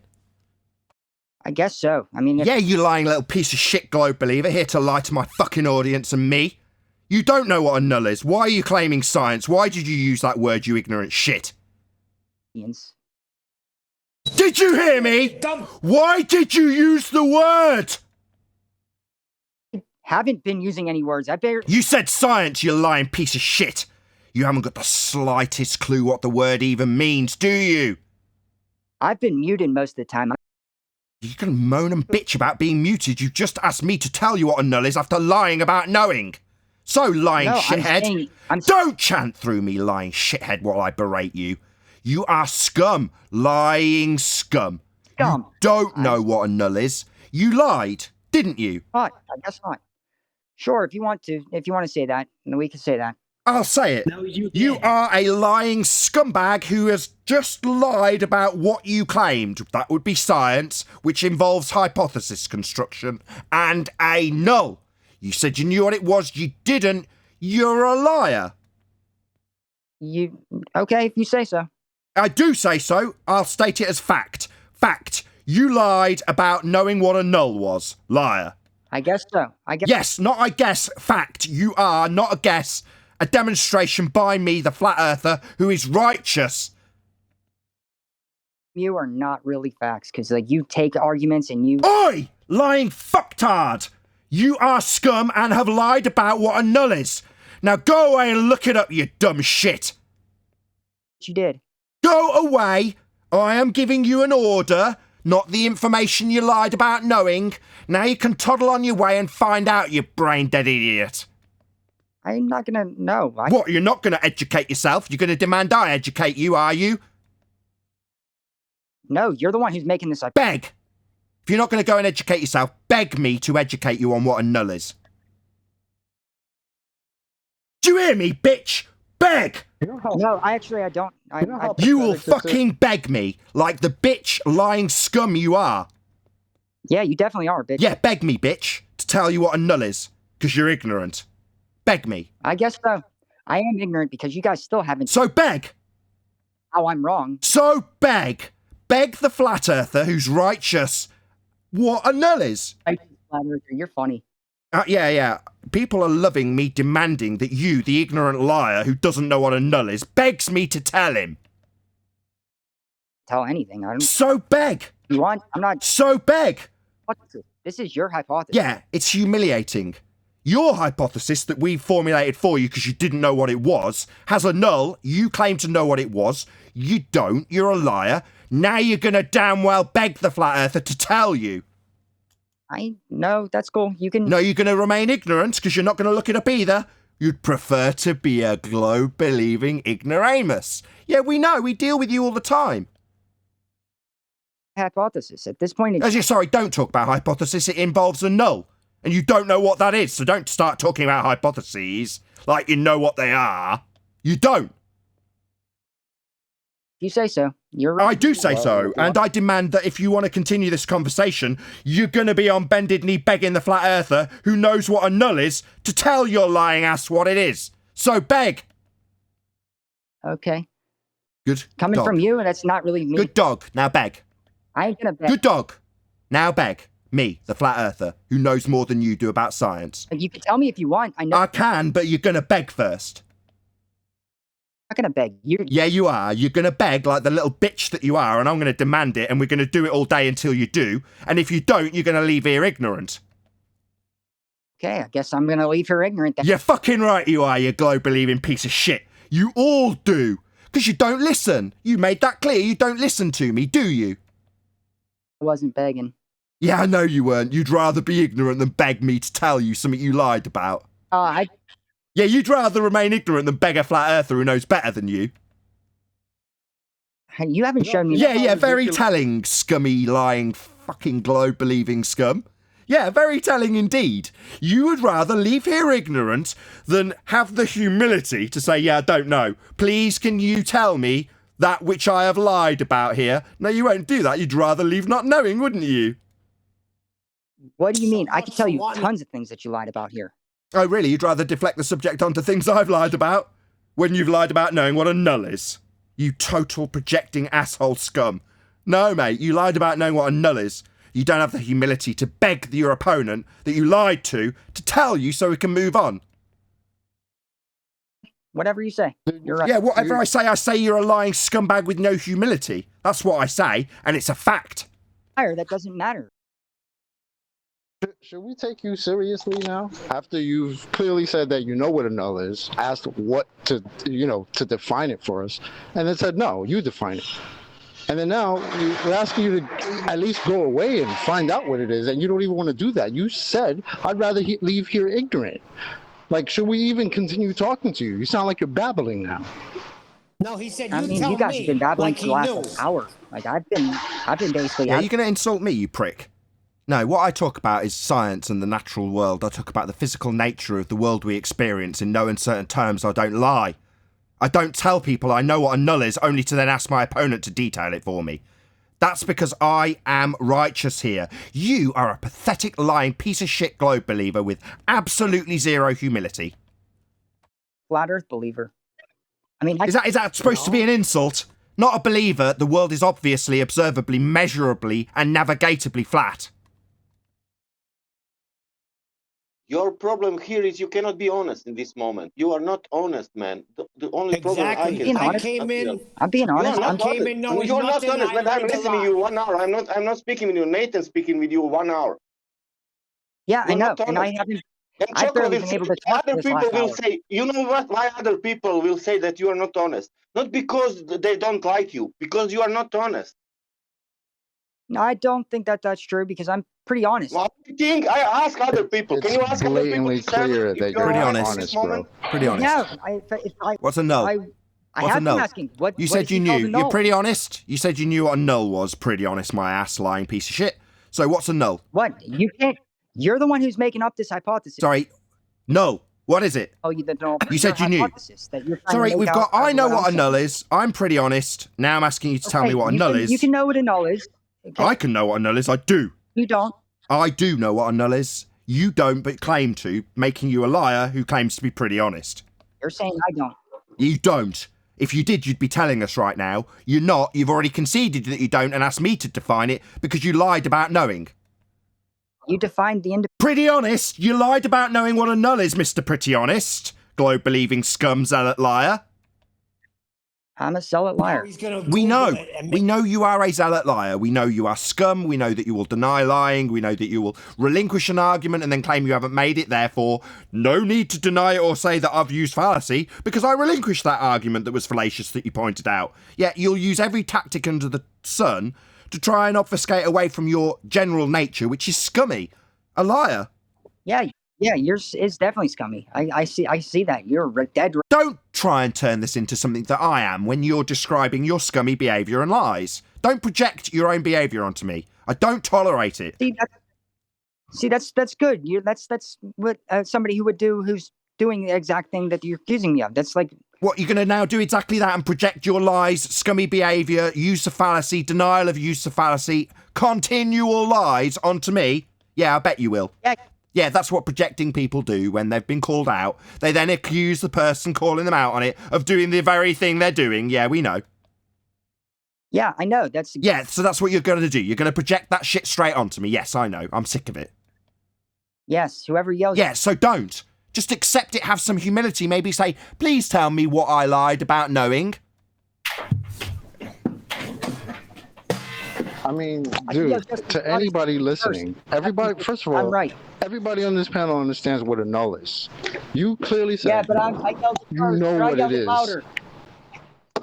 What? We're not gonna tell you. Yeah, but I yelled it louder.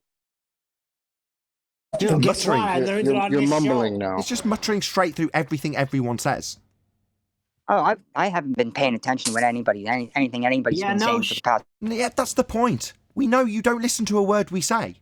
It literally is white noise to you. And then when we've said something that's devastating, all you've heard is white noise, so you repeat your same claim. We know. Yeah. Then, when it's been pulled apart and you've even had to concede, because you've been reined in with your constant interruptions, and you've actually got to listen to the thing that you've attempted to repeat or talk through the repetitions of over and over again, when you finally get to actually listen without it being chanted through, you concede, but because you've conceded, suddenly that means you haven't made the argument and it can be forgotten about, because you live in La La Land. I haven't conceded. I've been asking for, like, why the sky appears to move in the opposite direction in the south. Because you turn around. We covered that. You're like, white noise, turn around. We had 3 people say, because you turn around. White noise to you, though, right? Yeah. Yeah. So, you're a zealot. It literally does not matter what we say to you. You will either leave here totally ignorant, but definitely with your original globe faith, regardless of what's said. That's zealotry. That's not, because I was a flat earther before I came on. Oh, here we go. I used to be a flat earther. Serious? Are you serious, bro? Don't even try it. Just stop. Wait, let him prove it. Take him through the black swan. Let him prove it. Take him through the black swan. He has to know a little bit of geometry. Non-Euclidean geometry, I hope? Let's That's too advanced for No, him. he's just trying to maneuver away from that. We should investigate. No, I'm just saying. I hope it's non-Euclidean because, like, that's something that I love. We should investigate your claim about being a flat earther. So, have you heard of the black swan? No, that's something I'm not familiar with. Okay. How were you a flat earther? You mean you said it once or something? Don't entertain this. This is just total time wasting. The guy was never a flat earther. He's never been in Australia. And he went through the black swan. There's nothing to argue about with the guy. All he's good for. I guess I was never a flat earther. Tell me more about myself. I didn't know this. I thought I was. Okay, what was your best flat earth proof? Okay, fine. We'll entertain it. What was the thing that converted you to flat earth?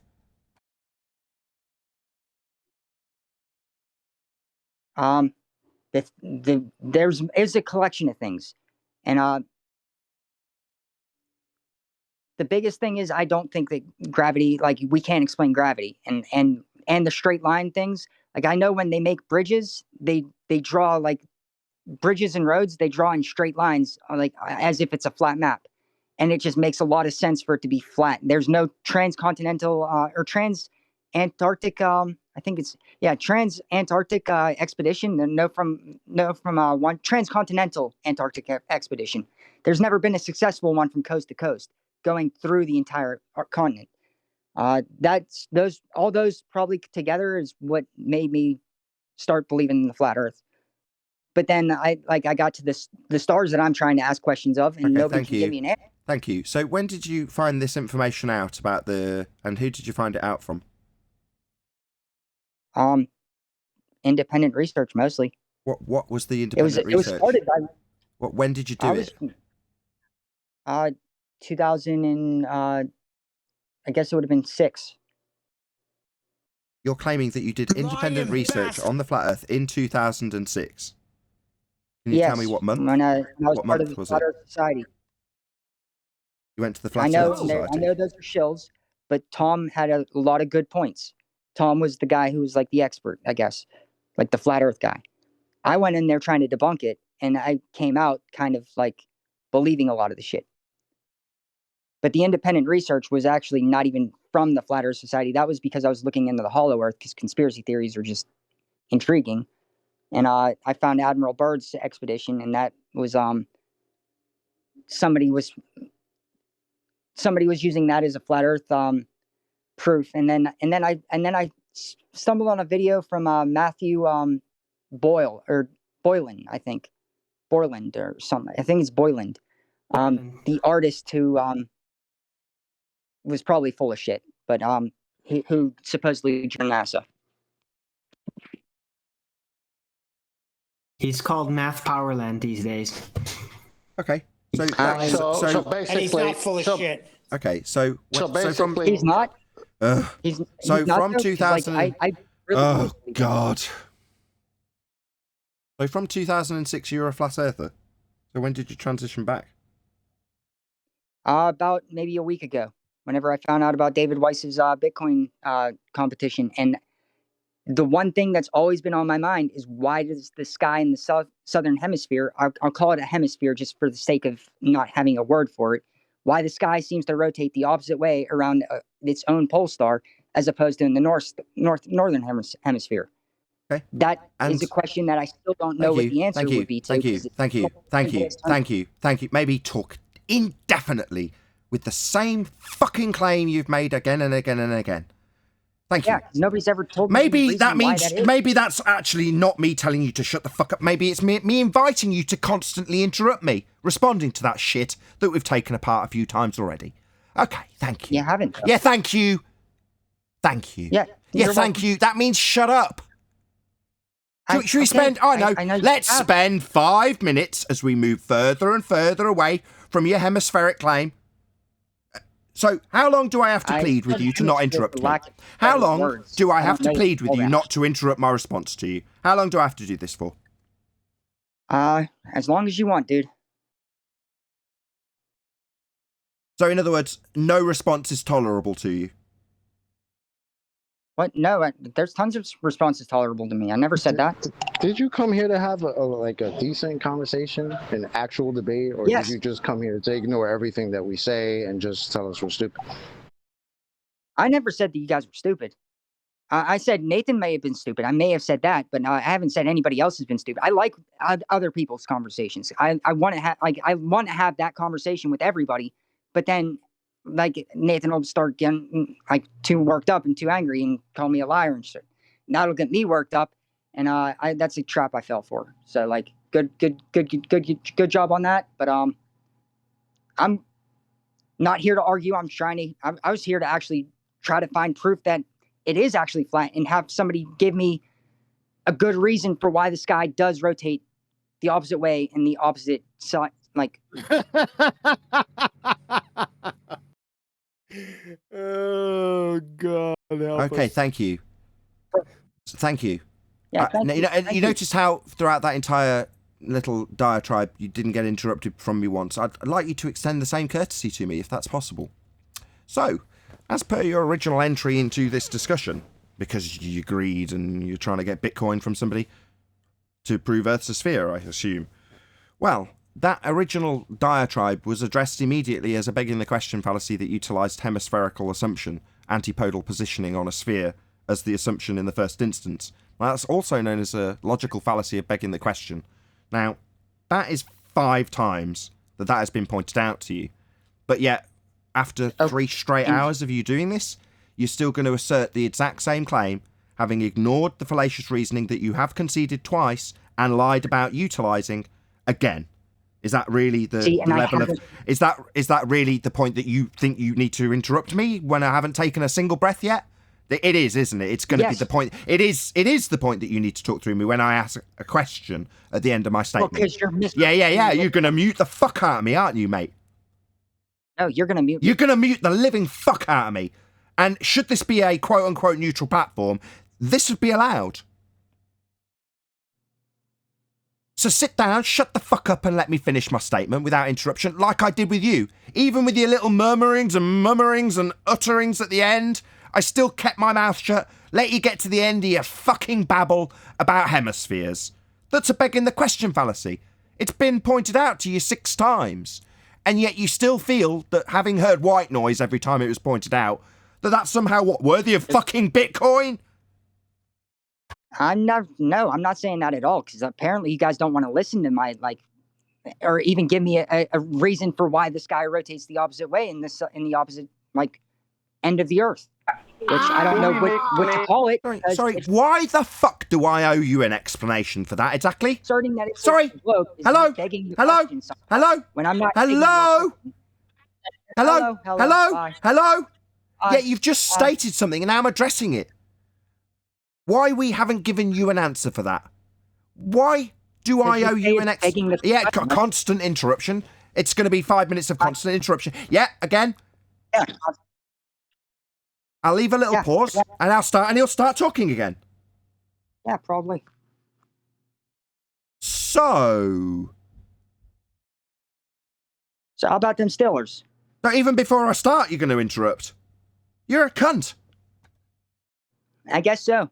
Yeah, you are. That's what you are. There's no other words for it. I guess so. I'm a lawyer. Isn't that an ad hominem? No, an ad hominem fallacy is where you give me a cogent argument and I call you an idiot in response. That's an ad hominem fallacy. You don't even know what the fallacy you're claiming I've used is. Actually, exactly what's been happening for the past 3 hours. No, I have ripped your arguments to pieces and then declared your stupidity as a fact based on an example. For instance, if I cross a road and the road is southbound, and then when I get to the other side, I say, if I now assume that it's northbound, the traffic's actually going in the opposite direction. Now, that was your example. Yeah? Broken down for you. All you heard was white noise.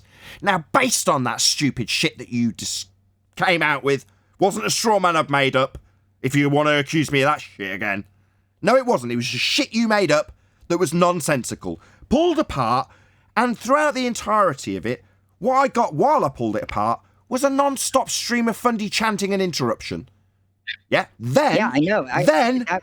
Then, like now, constant interruption at the conclusory point. Oh, it's gonna Then, yeah, I'm never going to get to make the point because he's going to chant through it. Then I called you stupid. Yeah, I'm never going to get to make my point. Shut up! What a wanker. Then, based on your stupid example, I called you stupid. A demonstration of your stupidity was given prior to it, not an address to a rebuttal I didn't give, but an example you made that was stupid, followed by the labelling of you as stupid. Definitely not an ad hom fallacy, definitely not ad hom all the time, because we've called you stupid a lot. No, you have just demonstrated yourself to be stupid repeatedly. I disagree with that. I think I've been demonstrating a lot more intelligence and intellectual honesty than you guys have. Well, specifically you. It's and for the everyone world else to has see because it's maybe all entertained recorded.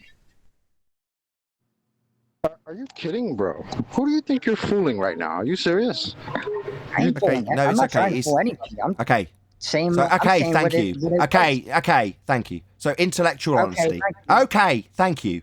So, thank you. Maybe 20 Okay, more thank you. times with you talking straight through me.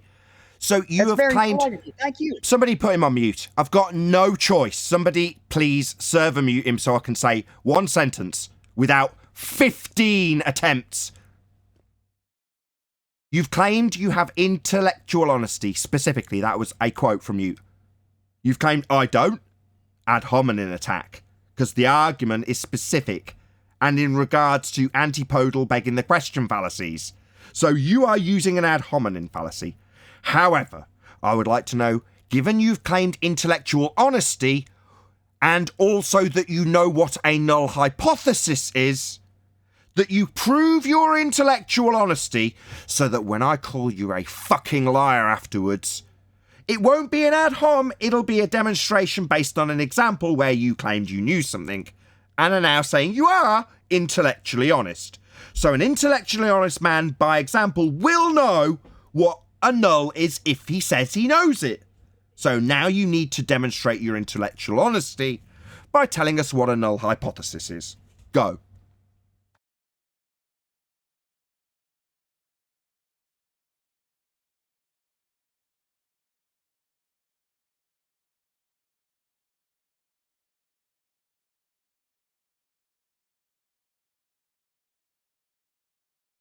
I'm sorry, what was the question? What's a null hypothesis, given that you've declared intellectual honesty and that you know what one is? Rant again. Keep going.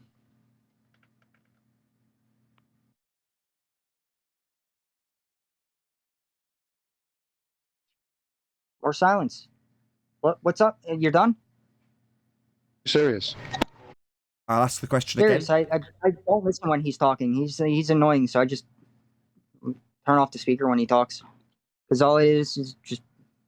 Let me get it straight. You literally mute me? Yeah, literally. I do, actually. Because, like, you haven't been honest and intellectually honest in this. You've been saying that I've been making claims that I haven't been making. I've been begging the question when I haven't been begging the question. I used a word, which I shouldn't have used that word. I should have used stuff with the geographical locations. So I'll ask you the question, Nathan, and we'll see if you answer me.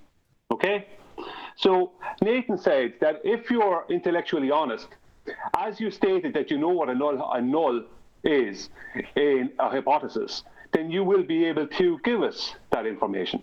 So what is a null in a hypothesis? Scientific hypothesis.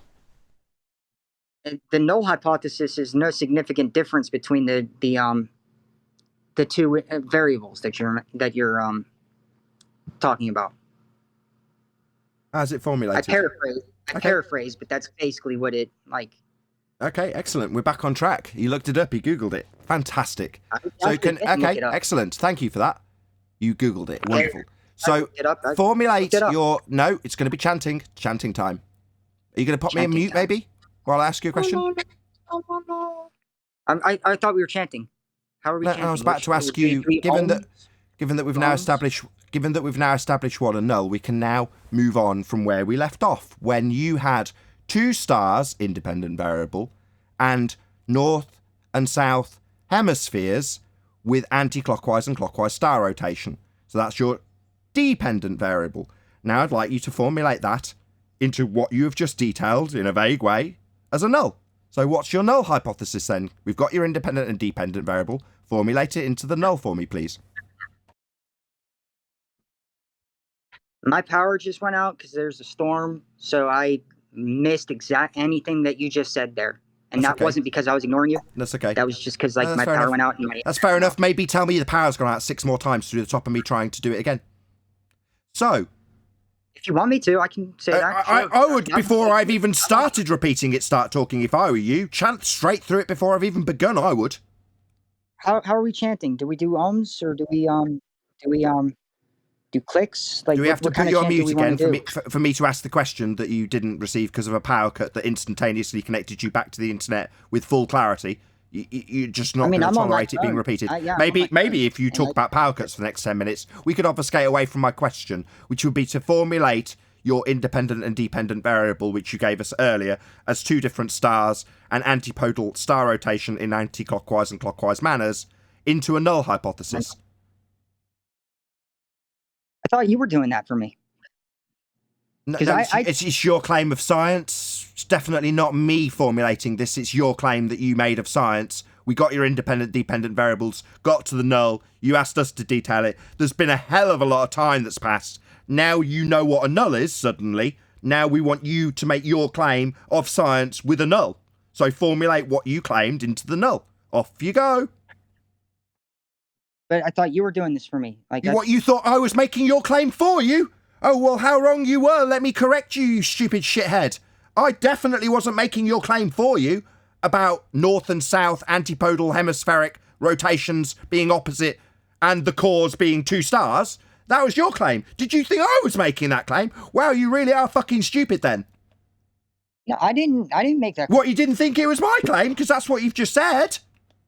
It is your claim. Oh, it is? Oh, wow. Fuck me, I didn't realise I claimed antipodal hemispheric star rotation with the cores of 2 stars. My bad. I'll get back to making my claim, shall I? Yeah, go for it. Bro. Yeah, it's not my claim. I've got nothing to go for. It's a fucking idiot's claim that hasn't been formulated into a null, even though he's been asked repeatedly to do so. Because like the person who made it, like So null. So null, my friend, null. Are you going to give us the null for your claim? That's not mine. My claim didn't. I didn't make any claim. You didn't make a claim. You did. You gave us IVDV for your science, and now we need the null. I didn't. You're a pathological liar, dude. I'm a pathological liar. Yes, so null. We'd like the formulation of your IVDV relationship in a null if it's going to be science. Sure, I guess. What's the answer?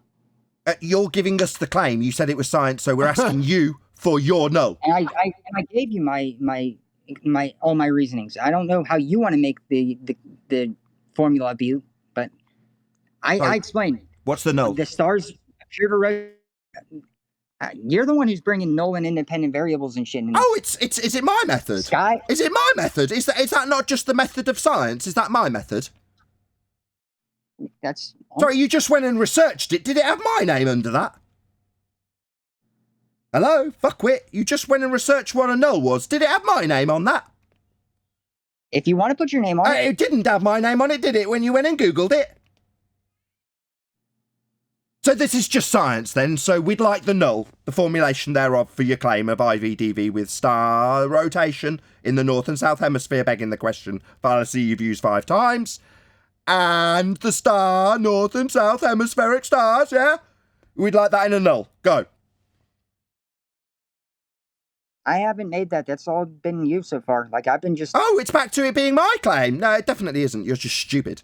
I mean, you're the one who's been framing my... Yeah, I'm the one claiming hemispheric star rotation. Science. Yeah. Stupid. The stars in the southern... All right, that's your claim. Are you going to give us a null for your science you claimed? Or can we just move to the conclusion? No, I'm just saying... No, we're just going to babble indefinitely. I'd rather just move to the conclusion. Unless you can give me the null, I'm going to make a conclusion that you can't.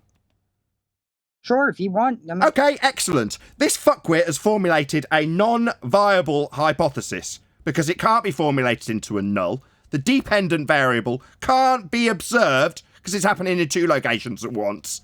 And the variable he says is variable is stars. So you can't vary stars, you stupid shithead. You think your independent variable, that which you're going to vary to cause the effect, that would be stars? You think that's an independent variable? My God, you literally haven't got the slightest idea what science is. That's what I've been saying. You've been making that... What, you've been saying you haven't got the slightest clue what science is? No, you've been walking around claiming it.